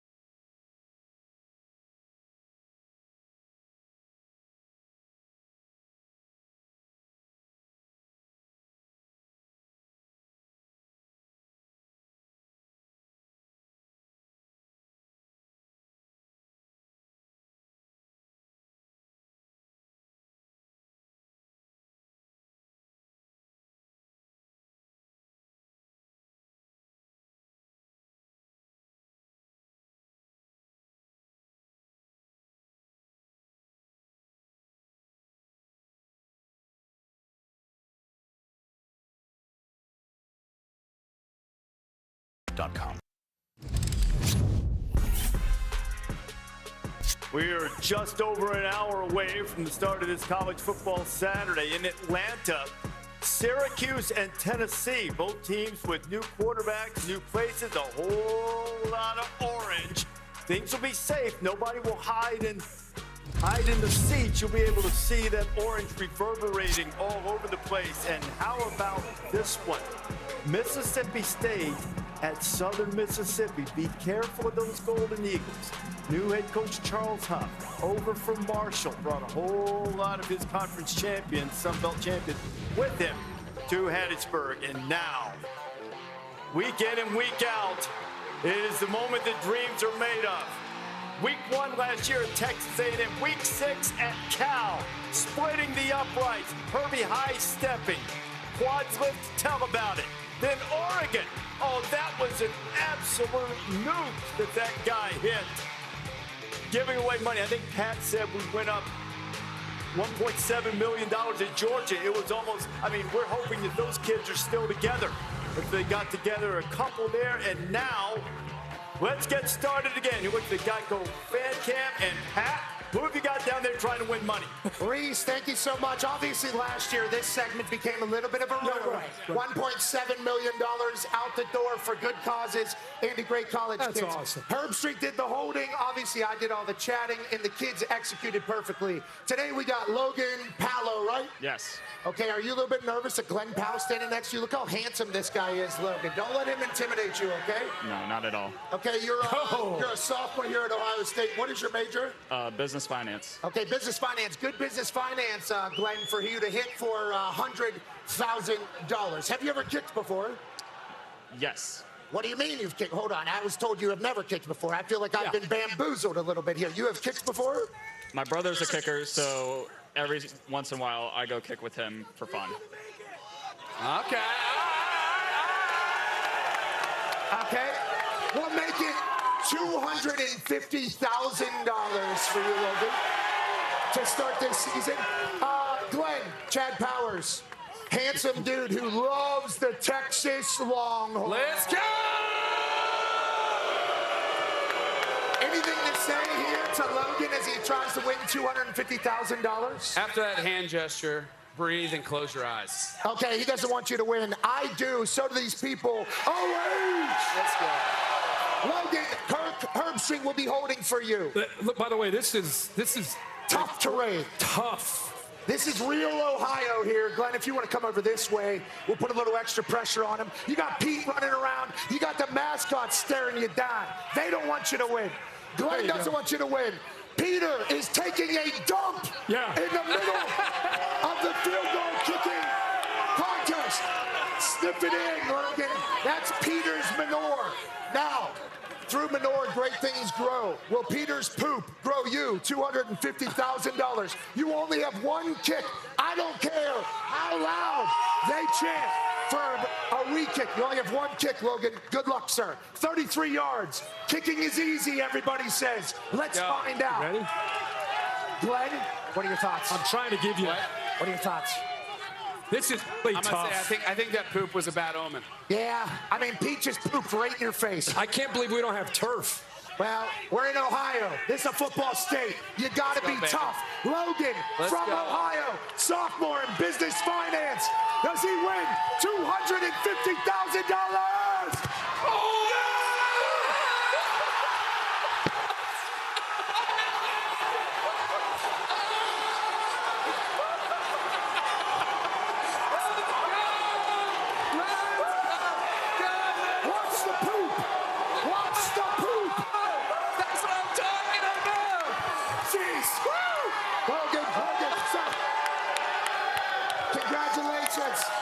I'll tell you what, $250,000 week 1 of the college football season.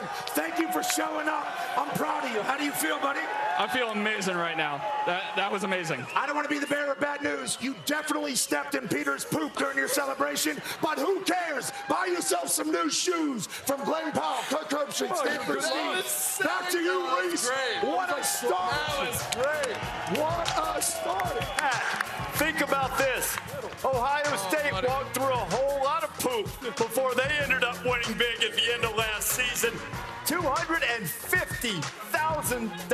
Logan, congratulations. He absolutely nailed it. We are headed inside the shoe right after this segment. Thanks to this great crowd on the outside. Inside, Jen Latta is already there. Who are the men who helped them navigate through the smellier parts and on to the Ultimate Championship last year, Jen?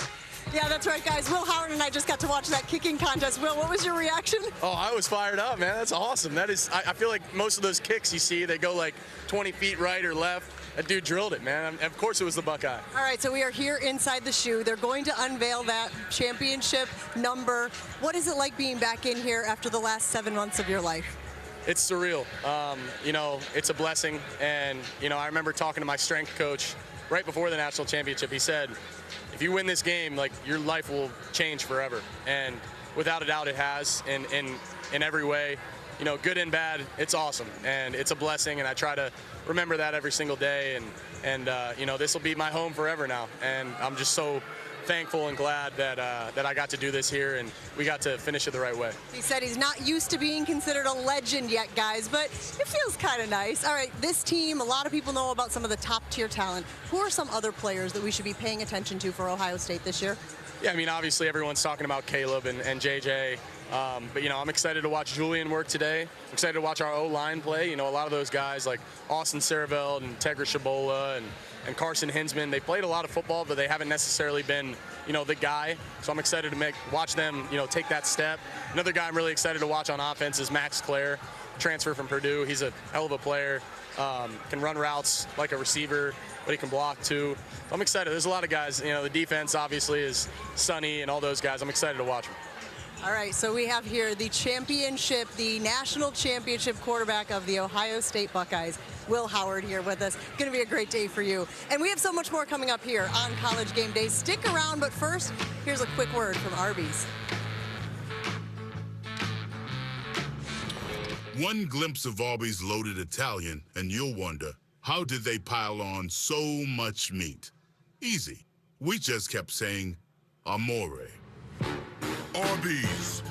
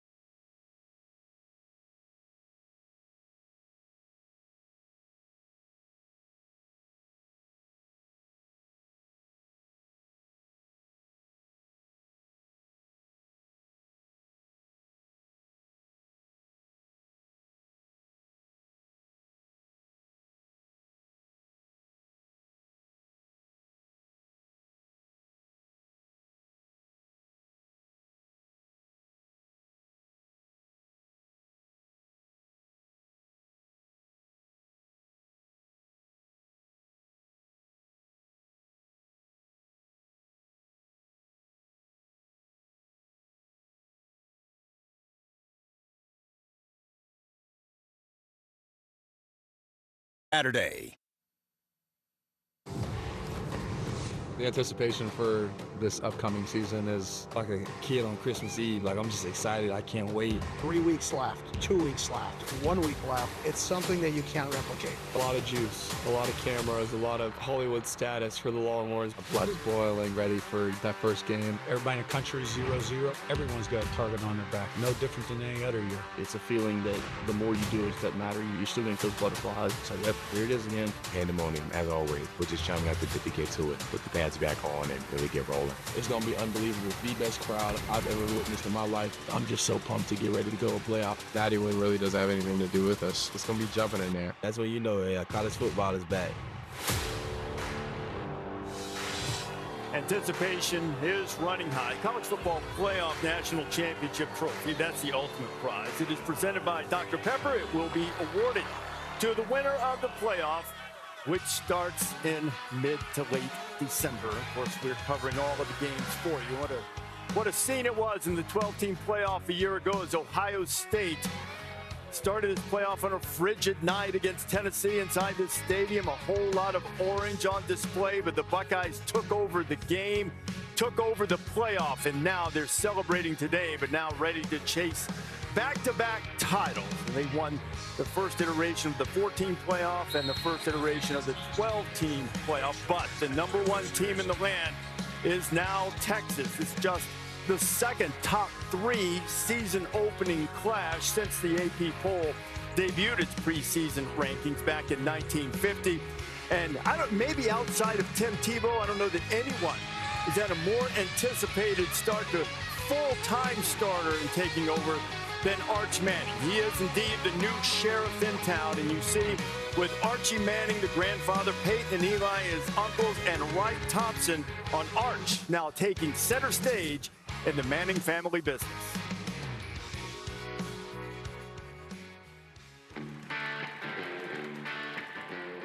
I don't know how Arch Manning will play this season for Texas. I hope he gets everything out of his college career he wants. Like his grandfather, who shares his name. The more you watch this fellow from true Mississippi, Archie Manning, the more you realize that he's the master of the football. And like his two famous uncles, Eli. Eli steps up. Another home run ball. And Peyton. Peyton Manning is the best college quarterback in the country. Peyton thinks Arch's combination of athleticism and 2 years to really understand a system bodes well. The name suggests great things await. Arch Manning, the highly heralded recruit with the famous surname in the ballgame, now fires, complete, touchdown Texas. Well, let's take this moment, as his career begins in earnest, to think about everything he's already accomplished, namely the toughest trick in American public life. He has dealt with incredible expectations since the moment he set his eyes on his own path. I want to go to Texas. And became self-aware enough to realize that strangers were watching him. He's handled that with grace and humility. I'm not worried about my legacy. I'm just worried about playing ball and winning games. And without that, he never would have arrived at today on the big stage beneath the brightest lights. Pressure again, and as he throws again, it's a 49-yard strike. He's better than all right. There's a scene out in a new book by Seth Wickersham called American Kings that really sums up Arch to me. His grandfather, Archie, was trying to tell him how important it was for a quarterback to master his huddle, to learn how to rule that universe. Arch listened patiently and said with a smile that he never huddled. He's from a famous family, but he is his own man, running his own race, and the starting line is today. Steve Sarkisian said earlier in Game Day that Arch has just been Arch. Very cool, very collected. Might be some nerves around the Manning family. He started a couple of games last year when Quinn Ewers was injured, but now this is a different set of circumstances. Not Peyton, not Eli, not even Grandpa Archie led his team to victory on the road against the top three opponent. Arch Manning will have the opportunity to do that in what is, in some respects, a rematch of the College Football Playoff semifinal last year in the Cotton Bowl season opening game. That's pretty rare in and of itself going into this season, it had been more than a decade since any team had lost its final game against one team, then opened the next season against them and avenged the loss. Now, it happened earlier this weekend when NC State beat ECU, but prior to that, the last coach to do it, Steve Sarkisian. When he was at Washington, lost a bowl game to Boise State, opened the next season with them, led them to victory. This will be a tall order today against a very talented Buckeye team. 14 guys drafted, 12 more off the Longhorns. And now, as DoorDash counts us down to kickoff, we're just over an hour away from the start from inside the shoe. And you know, Arch has a couple starts under his belt. But when he decided to go to Texas, this is what he envisioned, right? This opportunity, this kind of matchup, taking on this kind of crowd and atmosphere. So I'm sure, like I said, having the 2 years of prep allows him to really be in a good, I think, mindset coming into a game like this, as opposed to being a true freshman. Yeah, I agree with you. I mean, he's been around the program. This is his third year here now, so he understands the system. He knows what the expectations are. You know, he didn't play in the big games, but he was there and watched Quinn Ewers prepare for big games like this. And don't forget, he was on the roster a year ago. I think this team comes in here with a whole bunch of confidence because this is not the team that they lost to a year ago. They know they went toe-to-toe with Ohio State a year ago. They came up short. Arch Manning is going to bring something more to this offense than Quinn Ewers did. I think this is going to be a confident bunch today, knowing that Ohio State lost so much, not just with the players, but their assistant coaches too, Coach. Well, I think Arch is going to do a great job. First of all, the players really gravitate to him. He's got leadership qualities. But I think you're going to see a little different type of offense from him. More direct runs, more play-action passes, because he's got a great ability to throw the ball down the field, and his legs are real to be able to scramble and extend plays. So I got all the confidence in the world in this guy. Matt Patricia now is preparing for his third Manning, and this one just so happens to be the most athletic. And I've happened to know Arch, obviously, because I was teammates with Peyton, and I know the Manning family for a long time. I've seen Arch since he was a little boy, and obviously watched him through high school whenever he was dominant down there in Louisiana. He's been at the Manning Passing Academy since he's 10 years old. He has it in between the ears. Now he's got Sarkisian creating an offense directly around him. Last year he had limited action, still almost went for 1,000 yards, 13 touchdowns accounted for in very limited action. Sarkisian's brain with Arch's brain, a lot of new pieces obviously around him, but I feel like the offense is going to be great at some point this year. Is it today? We'll see. Well, they had the whole offseason, and I think what's exciting to kind of envision what Coach Saban's talking about is, you know Sark, you know his wrinkles and his pro scheme. But what's different, and Coach alluded to it, is now the athletic ability, the ability to create, the ability to call zone reads and implement that into that pro-style system and being able to play off schedule. I mean, it's something we've not really seen. Texas typically has that drop-back guy. You got to go all the way back to Colt McCoy's last time they had a guy that can move around like this, and obviously Vince Young. This is the awareness. Doesn't have a tight end, doesn't have a back, empty set, 5 protectors, and they bring 6. He knows in time that internal clock, he's got man-to-man, and he's got to account for that 6th pass rusher. Look at the deep ball accuracy against Mississippi State a year ago. Great job of acknowledging they were going to pressure him, still got the ball out. This is the off-platform throws. Look at his body. Rolling left, supposed to be a tough thing to do for the right-handed quarterback. There's the accuracy again downfield. Moving him out of the pocket will be a different wrinkle from what we've seen in the past from Sark's offense. This is, I think, the X factor potentially today in front of this crowd, especially on 3rd down. Can he improvise? Can he create? Will Ohio State spy? How will Matt Patricia handle those 3rd and 7s and 3rd and 6s against the mobility of Arch? And I think, guys, one last thing I'll say to you coaches, talking a lot about Texas and a lot about Arch Manning. Remember, there's not just Arch Manning. He's got some new receivers. He's got some new offensive linemen. This environment, they've got to help him settle in where he doesn't feel like he has to do everything, because this Ohio State defense has a lot of new faces, but they've recruited well, and they will bring the heat when they can against Arch Manning. Arch Manning era begins with lofty expectations. Yes. And some unrealistic expectations. 12 of the last 15 quarterbacks have won the Heisman. 12 of the last 15. Wow. And this is the first time in its history that Texas is #1 in the Coaches Bowl. First time ever. I had no idea. I'd like to see, if possible, patience. Patience is the key to him.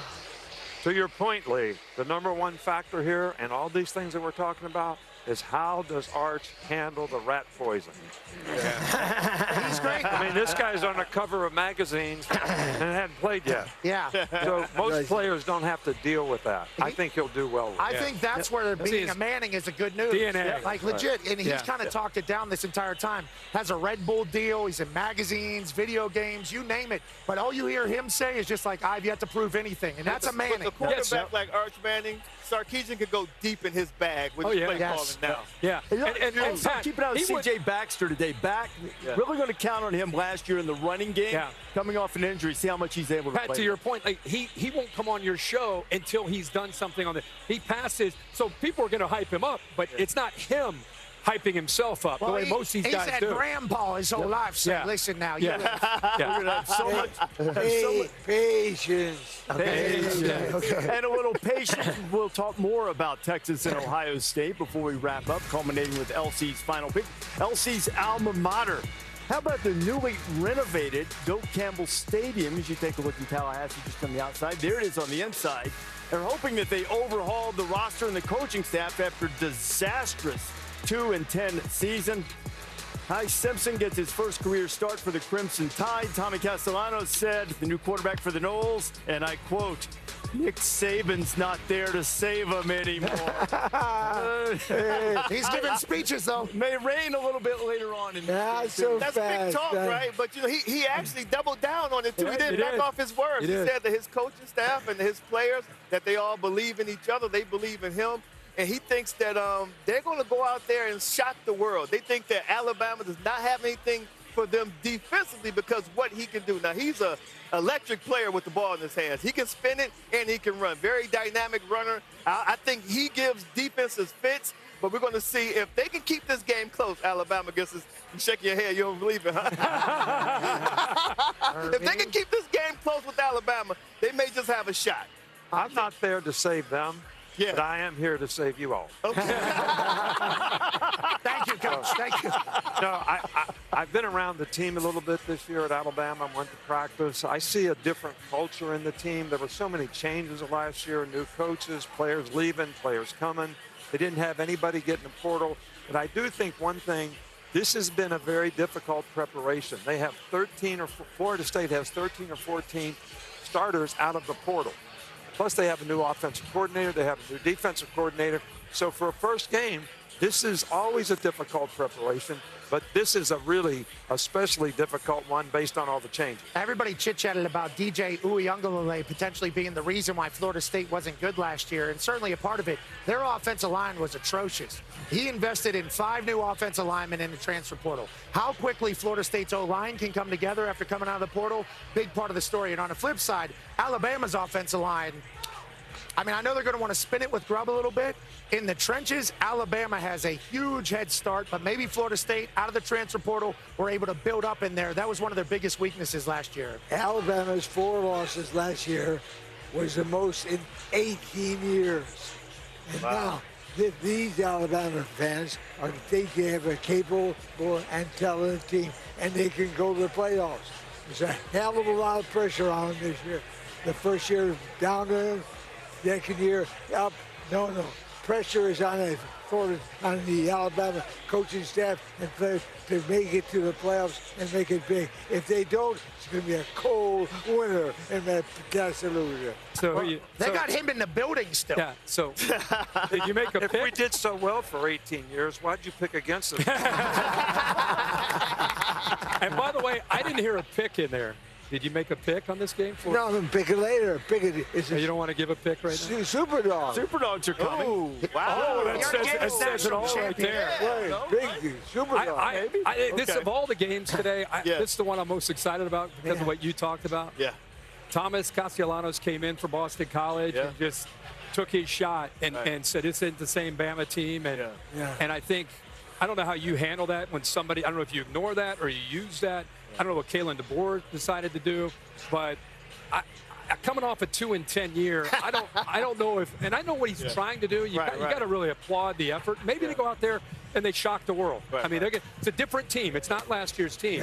But I'm curious, how do you handle that? If you're Kalen DeBoer, a guy basically comes out and challenges your manhood. Would you ignore that, or do you use that? No, I'd always use it. I mean, I loved it when somebody came out and said something like that. I think, remembering back, we played Vanderbilt at Vanderbilt, and they had just beat somebody in the first game, Kansas State or somebody, and the guy said, Bama's next. Yeah. I mean, it was 56-0 at halftime. Bama's next all over the facility. Yeah, absolutely. But he has to do that for Florida State, though. Florida State's still mad about that playoff snub, Kirk. Yeah, they're still ready. mad. They're ready. Mad. They're ready. They're Not mad at me. me. They're still mad at me? No, not mad at you. They're mad at the situation. Oh, okay. We're ready to go. 3:30 Eastern Time on ABC.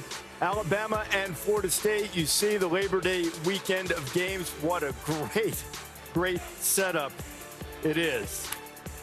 We hinted at this, a little foreshadowing, as it were.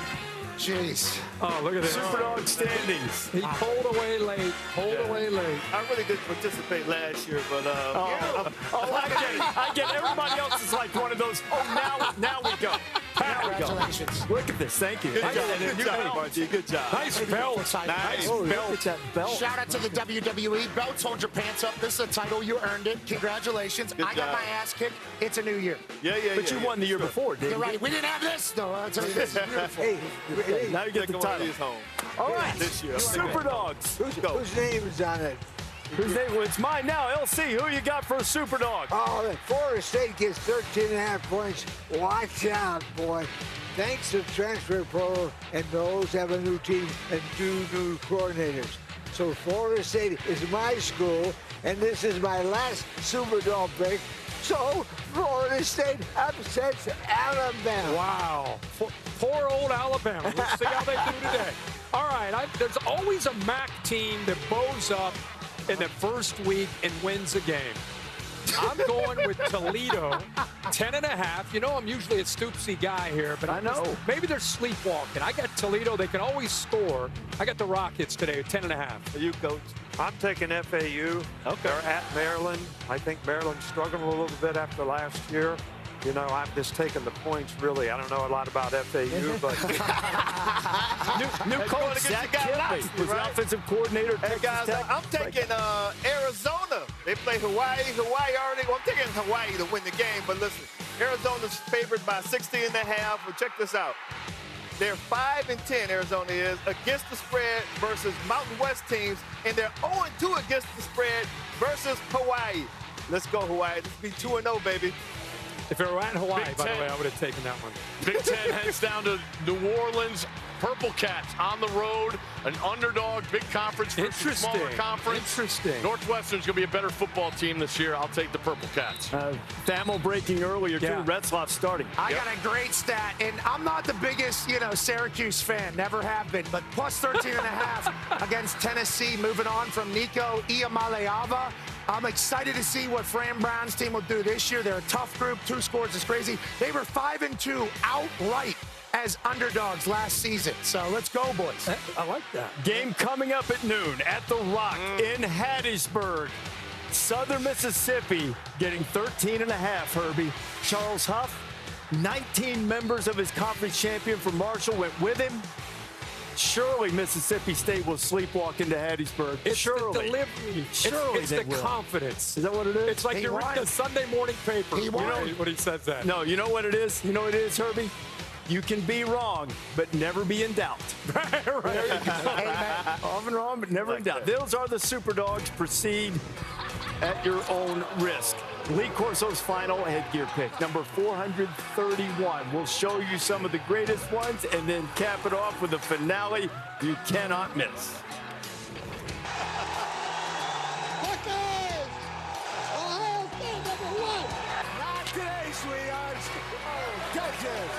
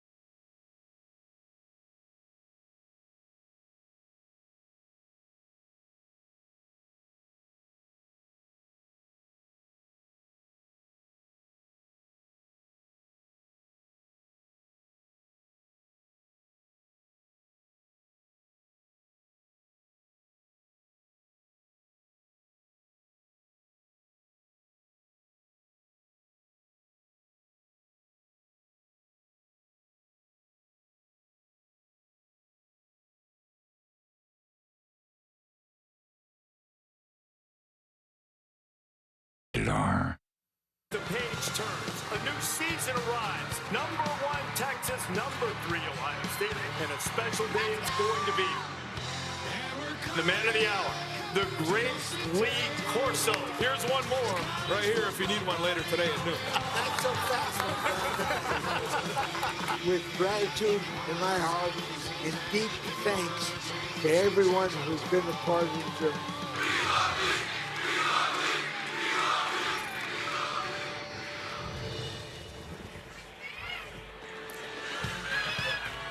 This old gray cathedral on the banks of the Olentangy.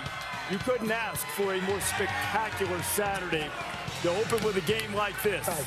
102,780, that's the official capacity. They'll squeeze a lot more in here for Arch Manning leading number 1 Texas against number 3 Ohio State. Arch has made a couple of starts in his career, but this is the one where he is in charge of the Longhorns. There's the Minister of Culture. Friend of the show, Matthew McConaughey. All right.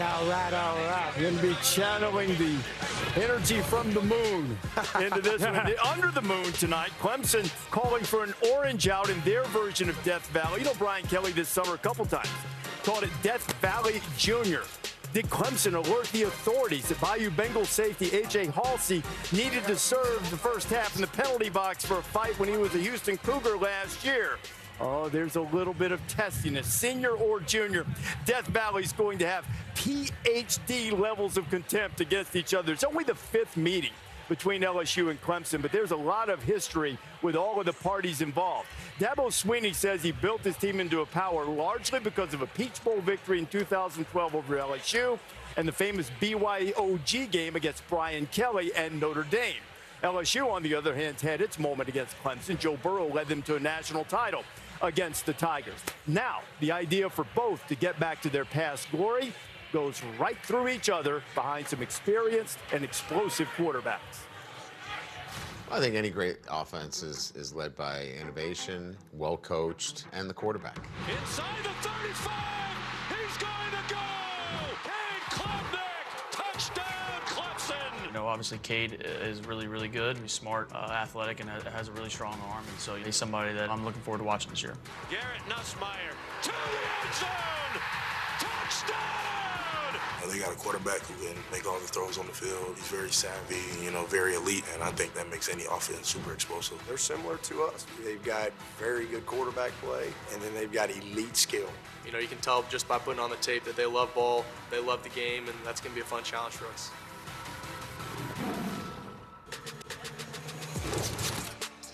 DoorDash hot streak. Clemson is hot with the returning production. Now, Dabo did take a couple of transfers. 85% of the offensive production returned, 76% of the defensive production returned. That leads the nation overall. And you look at what Clemson faces tonight, Desmond, they're going to go in there against an LSU team that hasn't won a season opener since Joe Burrow was the quarterback, and they really believe that Clemson is going to prove its back. I tell you what, you look at Dabo's roster. This roster is tailor-made for a championship run. And it starts with the quarterback, Cade Klubnik. Let me show you my Dez scouting report on Cade Klubnik, the quarterback. Now, he's 6'2", 210. Fun fact, attended the same high school as Drew Brees. This game is close. They're losing against Pitt on the road. It's like 3rd and 3. Quarterback draw. Now, watch. You have the safety right there, about 5 yards. He's beaten on Cade. He has defender to the inside and outside, but watch how Cade is able to hit a gear, turn the corner, make the safety look like his feet were in mud. This guy is fast, great runner with the ball in his hands. Very calm. He's played a lot of football. It's his 3rd year as a starter. Cat blitz at the top. The corner's going to come. He doesn't see him, but at the last second, he feels it. He's an athlete, but he does not lose his composure. He stays calm. Throws the ball 35 yards down the field by keeping his head up, eyes down the field for a touchdown. And this is ball placement, guys. I mean, watch this play against Wake Forest. Defensive line is going to slant to the boundary. Nose tackle is going to loop around, put a tremendous amount of pressure on Cade, but Cade does not flinch. He's going to layer a ball right to the receiver on the ACC logo in front of the safety, but over the outstretched hands of the dropping linebacker. Watch this beautiful pass. ball placement right here with a man in his face. It does not get any better than that, guys. He has Antonio Williams to lead this receiving corps, a whole group of receivers that people think may be the deepest and most talented in college football this season. It's going to be a heck of a matchup watching those guys, those receivers, against Blake and that defense of LSU in that secondary. And you know, Des, Blake Baker, he was kind of playing with one hand tied behind his back last year with the personnel, all due respect to LSU. Well, they went into the portal, and they went to a whole nother level now with the defensive front and what they now have with experience on the back end. Talking to Blake Baker this week, I think he's really excited to just kind of see what he can do. If they can hold up on early downs against Cade tonight, get him to third down, that's where he becomes, as Coach can tell you, super exotic and very, very confusing. Will he be able to do that tonight? And the other thing, Pat, to me is Garrett Nussmeier with some new offensive linemen against this Clemson defense in that environment. It's going to be must-see TV. Yeah, he's going to have to handle it. He's a Sunday guy, though, by all accounts. Last year had 29 touchdowns, second in the most in the SEC. Everything he does makes you believe this guy's going to be a guy on Sundays and could be the guy that brings LSU all the way back. You just run through the stats. He's fresh off an MVP appearance at the ReliQuest Bowl. Off-season, he was a standout at the Manning Passing Academy. Now, big stage, how will we do? We have some film to showcase what this guy is capable of. Garrett Nussmeier, he's thrown for 40 touchdowns over his career. He is a veteran. He's poised under pressure. Obviously, Florida's going to have dogs off the edge. Feels it without taking his eyes off downfield. Guy in his face knows he's going to get hit. Who cares? Let me lead my receiver, throw it to a spot, perfection, touchdown.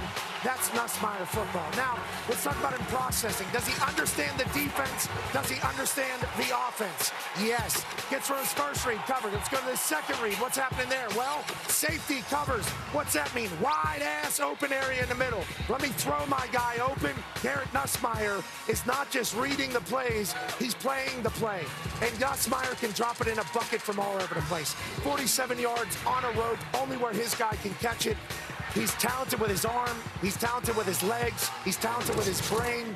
He's a guy. And if Brian Kelly can take advantage of all the weapons they have and protect him, I mean, okay, maybe LSU goes this year for Brian down there in the Bayou. You know, what's most interesting about this game to me is these two teams are very similar. They both have outstanding quarterbacks that are returning.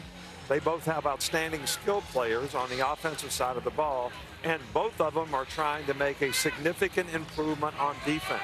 Yeah. And I think how they do that is going to be the telling tale in this game. You know, Clemson's trying to do it with continuity. LSU took more guys out of the portal that were starters at Power 4 schools than anybody else. So it's going to be interesting to see how that plays out. Coach, real quick question, real quick if I can, Reese. Nussmeier would make plays that you would say 95% of the time he's ready for the NFL.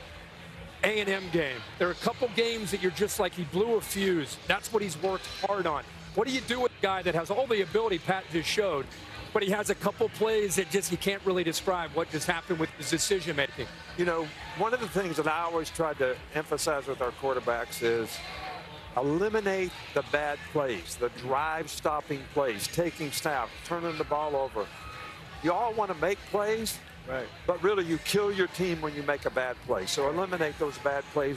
Just take advantage of what the defense gives and we'll be fine. Maturity comes with that, I think. Yeah, and experience. Yeah. And getting punished for the mistakes. You're going to see these. Hey, I'm going to tell you some tools. New offensive linemen, the defensive linemen of Clemson, Peter Woods, T.J. Parker, and Tom Allen. Yeah. Now as a DC, it'll be different. Now tonight, when you're watching the LSU game, you can see this logo right here, this helmet sticker that they're using to commemorate 20 years ago when Hurricane Katrina wreaked havoc on the state of Louisiana, something that has left an indelible mark, and the recovery continues on. In some cases, now it's changed, and they want to honor all of the people who were affected by that. That's going to be a primetime game. As Kirk said, must-see TV. LSU and Clemson, one of the 3 top 10 matchups this weekend. Notre Dame and Miami also in there. These are headline games. There's also some a little bit off the radar. One game needed to mention, Iowa's going to beat Albany today, almost certainly when they do. Kirk Ferentz is going to tie Woody Hayes for the Big Ten record for most victories. I'm going to assume, Stanford Steve, that Iowa and Albany didn't necessarily make the cut for your last couple of picks. That's one of those you got to wait till Saturday morning to get the line, Reese. No, I'm going to go super late, an old school Pac-12 after dark game. Obviously, they're in different conferences now. Utah goes to the Rose Bowl to play UCLA. I love what Kyle Whittingham did this season, getting transfers, new offensive coordinator. I like Utah to win the Big 12. I like Utah tonight minus the points at UCLA. 36 and 22 last year, Steve. Let's go, brother. That's great. Not bad. Let's see what you got. Utah and UCLA, looking forward to seeing that. Got new quarterbacks. You've got new offensive coordinators both places. And speaking of offensive minds, there are a couple right there. Steve Sarkisian and Ryan Day. They met in the playoffs a year ago, but so much is new. New quarterback for Ryan Day and Julian Sayin, and a guy that is certainly going to be coming after him is Colin Simmons, who says he wants the Texas single-season sack record, and the Buckeyes quarterback is where he'd like to start. Buckeyes head coach Ryan Day has named Julian Sayin as his Week 1 starter against the Texas Longhorns. He doesn't make mistakes. Quick release. He's quick on his feet. He can make any throw on the field. That's what you want as a quarterback. They've got really good players, but you have to have your attention on number 4 because he can beat you in one play. They can throw a vertical. They can throw a quick game. Everything that they've got, you got to respect. Texas defensively is, I think, what we need to talk about more. We talk about the offense, sure, but their defense is returning for a 4th straight year. Our mentality is we're going to be physical, hard-nosed. That's the only thing we're going to do. That's what we're going to do. We're going to be physical. Really good players across the board, good mix of speed and physicality. I mean, they're a really good defense. They're a bend-don't-break defense. They try to keep everything in front. It's probably going to be the loudest the shoe's ever been. Just got to find a way to win the game. That's it.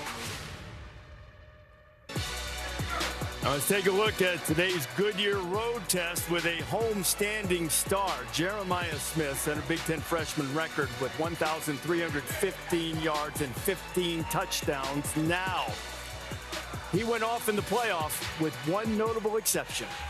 1 catch, 3 yards in the Cotton Bowl against Texas. But he'll probably get more than that today, as Julian Sayin's going to need to find a way to use him for sure. Well, you know, Julian is someone we're very familiar with. He was with us in Alabama. He was the #1 quarterback on our board when we recruited him. But when he was there and he came in, he needed to develop. Physically, he needed to get bigger and stronger. You know, his confidence and command wasn't exactly what it needed to be. So I was anxious to go to walkthrough yesterday and actually see how that developed. And I was very impressed with his command and confidence and how he managed the team. Let me show some tape from the spring game, which is all we have to go on. You know, Julian's going to get the ball here. You know, they're playing cover 2 on defense. They're running 4 streaks on offense, as you can see.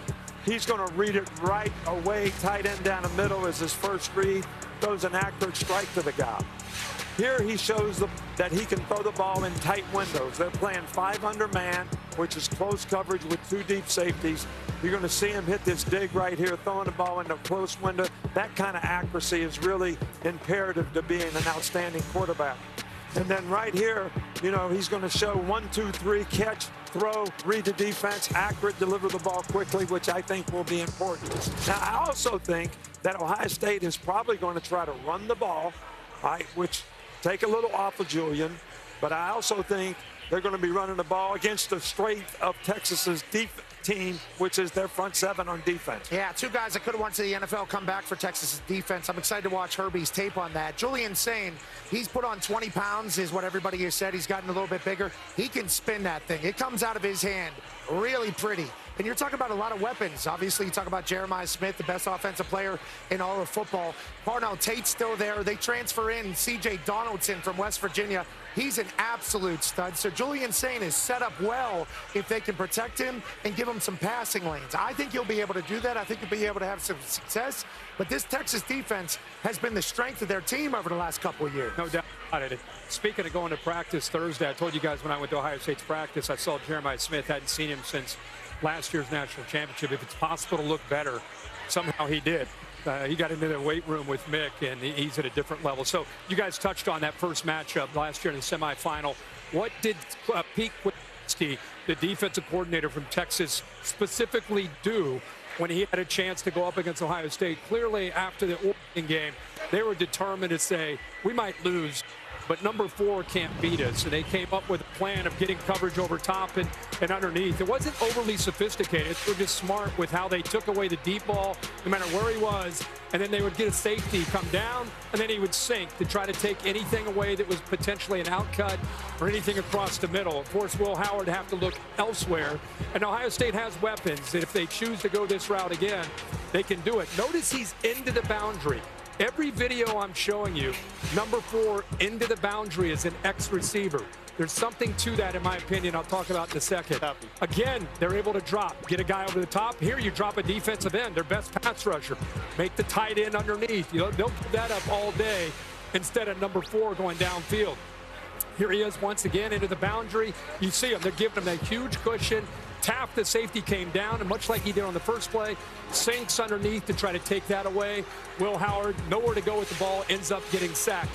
Fourth play, into the boundary again. This time, Will Howard's getting a little impatient. He says, I've got to somehow get the ball to my guy, and instead the linebacker's able to sink in coverage and take it away. So the answer to me is this, 2 things. You'll see Ohio State, instead of moving him into the boundary most snaps, they're going to move him around like they did against Oregon and Notre Dame to try to make Texas have to ID him. And the other thing is, Ohio State has a tight end that transferred over named Max Clare. And if you pay too much attention on the outside, this guy can work the vertical seams down the middle. Remember that name, Max Clare. That was the guy that we saw catch the touchdown pass in the spring game, just over half an hour away from kickoff, and from Lee Corso's final headgear pick. We'll give it to you in front of a packed crowd here at Ohio Stadium.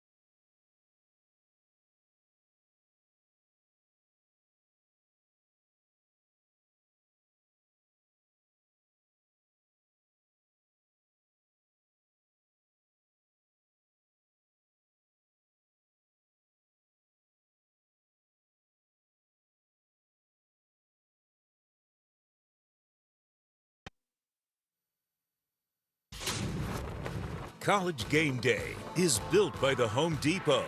How doers get more done. And in part by Coors Light. Choose chill. Celebrate responsibly.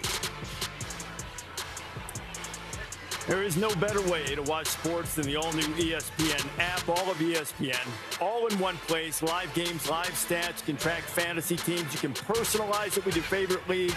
Also a multi-view option so you can watch more than one game, which is going to be vitally important starting in just a few minutes as this week one gets cranked up in college football. Time for our Coors Light Saturday selections, making the picks. And we'll start with the game that's coming up on ABC, noon Eastern time. A lot of orange in the house. 93% going with Big Orange of Tennessee and Syracuse versus Tennessee. What do you say? Very intriguing game. Want to see what this Tennessee offense looks like now that Nico Iamaleava has left and he's going to UCLA. I think that it's going to be a sloppy game early, but Tennessee wins by 3 points. I like that. I like Tennessee in this game. I think it's a really hard place to play. I think it'll be tough on Syracuse there. Oh, remember, it's neutral site. Neutral site. Oh, neutral site. It'll feel in like Atlanta, right? Yeah. But there's still going to be a lot of Tennessee. Yeah, but anyway, I just like Tennessee. Yeah, it's SEC territory down there in Atlanta. I've obviously picked Syracuse as my super dog this year. I don't think they're going to win, just looking for them to cover. I think they are a bunch of dogs. I like Tennessee's defense. They thump people. I think that's going to be on display today. Tennessee with a new quarterback destroys Syracuse. Destroys them.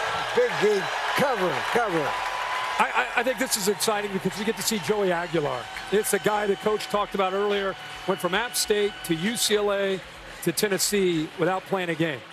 And I think he's got hero right now in Knoxville. I think he plays well, gets off to a great start in his career. First one of the year, yeah. There it is. Syracuse lost every player they had last year. So we apologize. We apologize. Yeah, First one like Syracuse this. has lost a ton of production. Fran Brown in year two. Alabama and Florida State, 3:30 Eastern time. Knowles coming off that disastrous season. Yeah, so Alabama, they got an OC named Ryan Grubb. Now, he joins the head coach, DeBoer.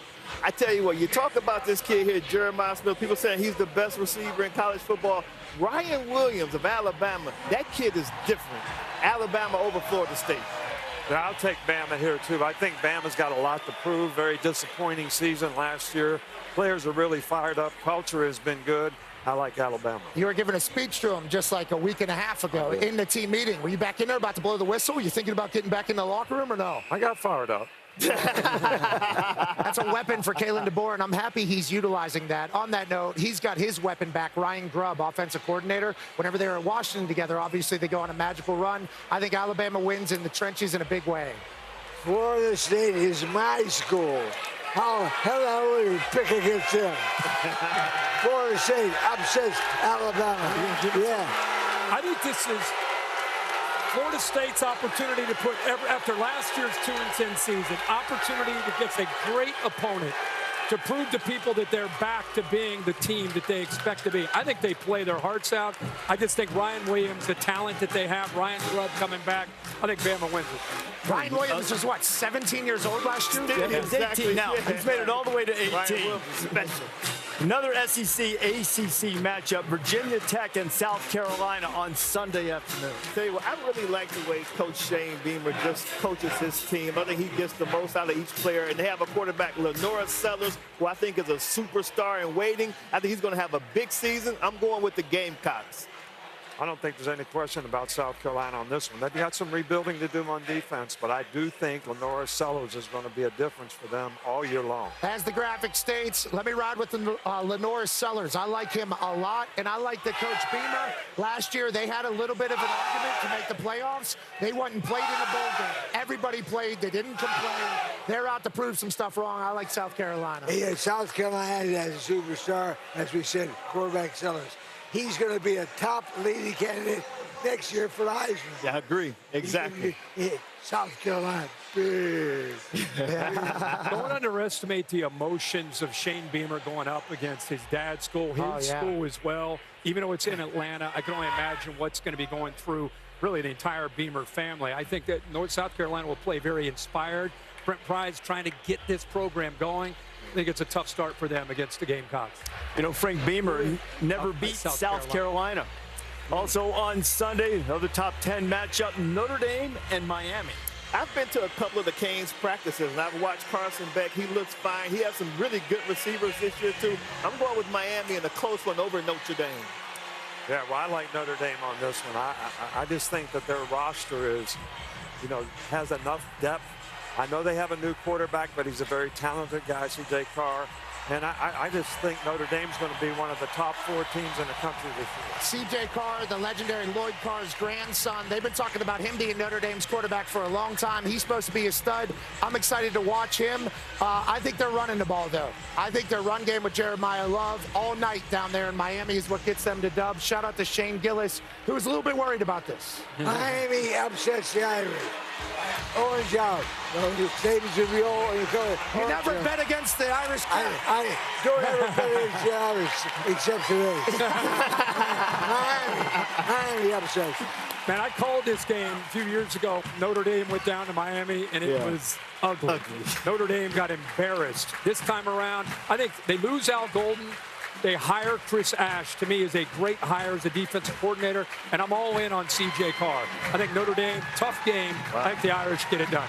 You see the Ohio State University marching band coming onto the field right now. Prime time tonight, LSU Clemson. Hey, Blake Baker, the defensive coordinator for LSU, he wants to put a lot of pressure on Cade Klubnik. I think that's going to burn him. I'm going with Clemson over LSU.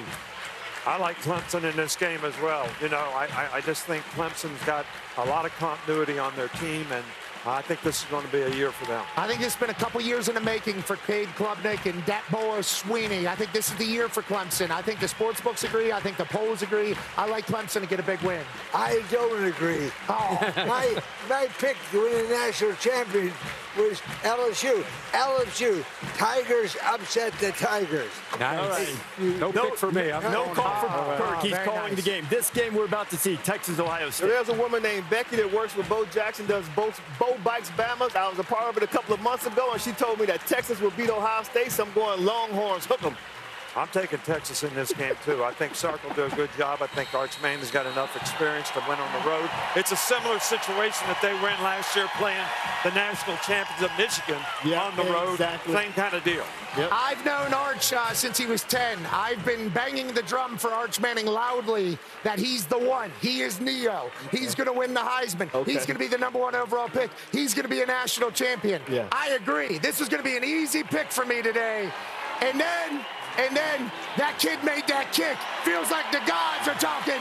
Give me Ohio State to get a massive win here in week 1. Wow, curveball. Yeah. I'm going. I think Ohio State at home, very, very tough team to beat. And I think the biggest thing is Julian Sayin is going to be put in a place to be able to have a lot of success with the weapons that he has on the outside. If they protect is the one big question, because Texas can bring the heat. It is split right down the middle. There is one more to make a pick in a matter of moments. We're building to the grand finale. Lee Corso with his 431st headgear pick. But on this glorious day, this glorious football Saturday, we take you field level at Ohio Stadium, where the best damn band in the land will perform the national anthem.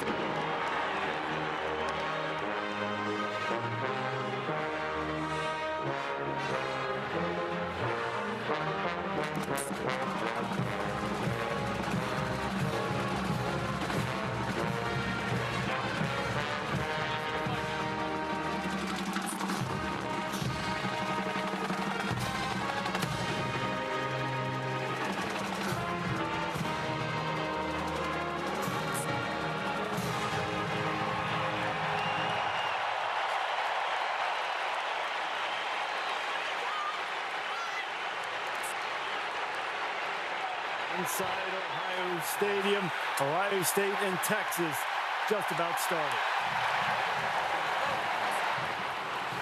The flyover before Texas and Ohio State on a glorious football Saturday and a memorable one, as Lee Corso is about to make his final pick. You know, we cherish every second of College Game Day. There's no room for filler. Every single topic deserves its own weight.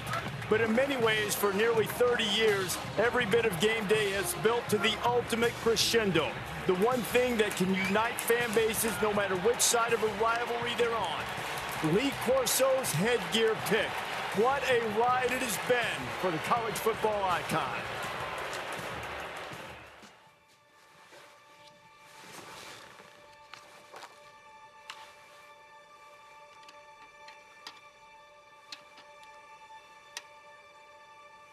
It's been said that life is a matter of choices.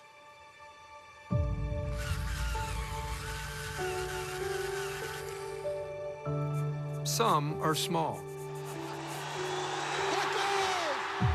Colorado in a big upset. I'm going with sweet home Alabama. While others define who you are. Like choosing to follow your passion. Come on and run it. Kids, step right in here. Or a job you love. I'm football coach Lee Corso. Choosing to surround yourself with the right people and choosing to treat those people right. Ultimately, the way you look at the world is itself a choice. Not so fast, my friend. Opting for spectacular over mundane. Look at LC running away. But that dog is ugly. The Lord of the Dance. Instead of why, choose why not. Go big before going home.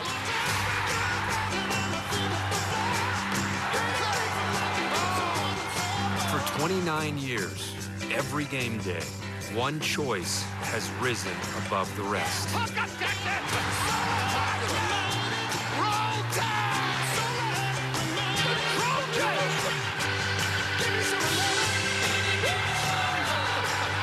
comes the headset, on goes the headgear, and the crowd goes crazy. This pick has become iconic, not because of the matchup, because of the man. And for one final time, the choice is his.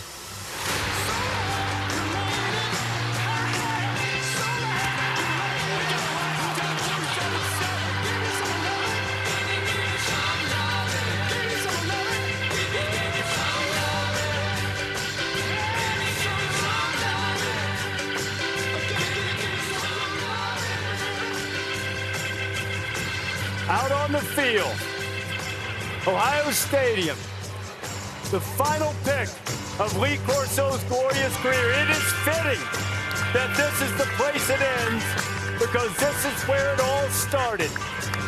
102,780, probably more, eagerly anticipating to see what the ultimate maestro of college football Saturday morning has to say right now. I think it's incredibly fitting that in 1996, when you asked Allison about Brutus the headgear, that you wanted to put that head on. And you did that 30 years ago. You put that headgear on and it became a fabric of college football. How fitting is it we're at Ohio State, Texas, in Columbus, and you've got one last headgear to make. All right, this is one of the easiest picks I've ever made. Texas is loaded. Texas is #1. They have a Manning at quarterback. Poor Ohio State. They ain't got a chance. Give me my first love. Oh, there it is. Here it comes.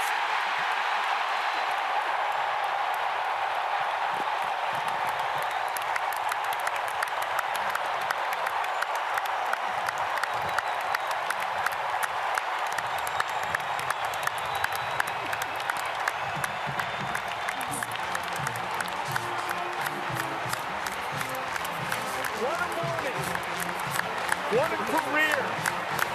38 years. This man has led you through your college football Saturday morning. And now that he's donned the headgear to start this 2025 season, we can play ball. LC, you are the absolute best. We love you. Thanks for everything you've done. Thanks for this morning. Thanks to this crowd. Thanks to Ohio State and to Texas for everything you guys have done to make this one of the most memorable moments that any of us have ever had. Great day. The legend Lee Corso bids farewell. Enjoy your college football Saturday.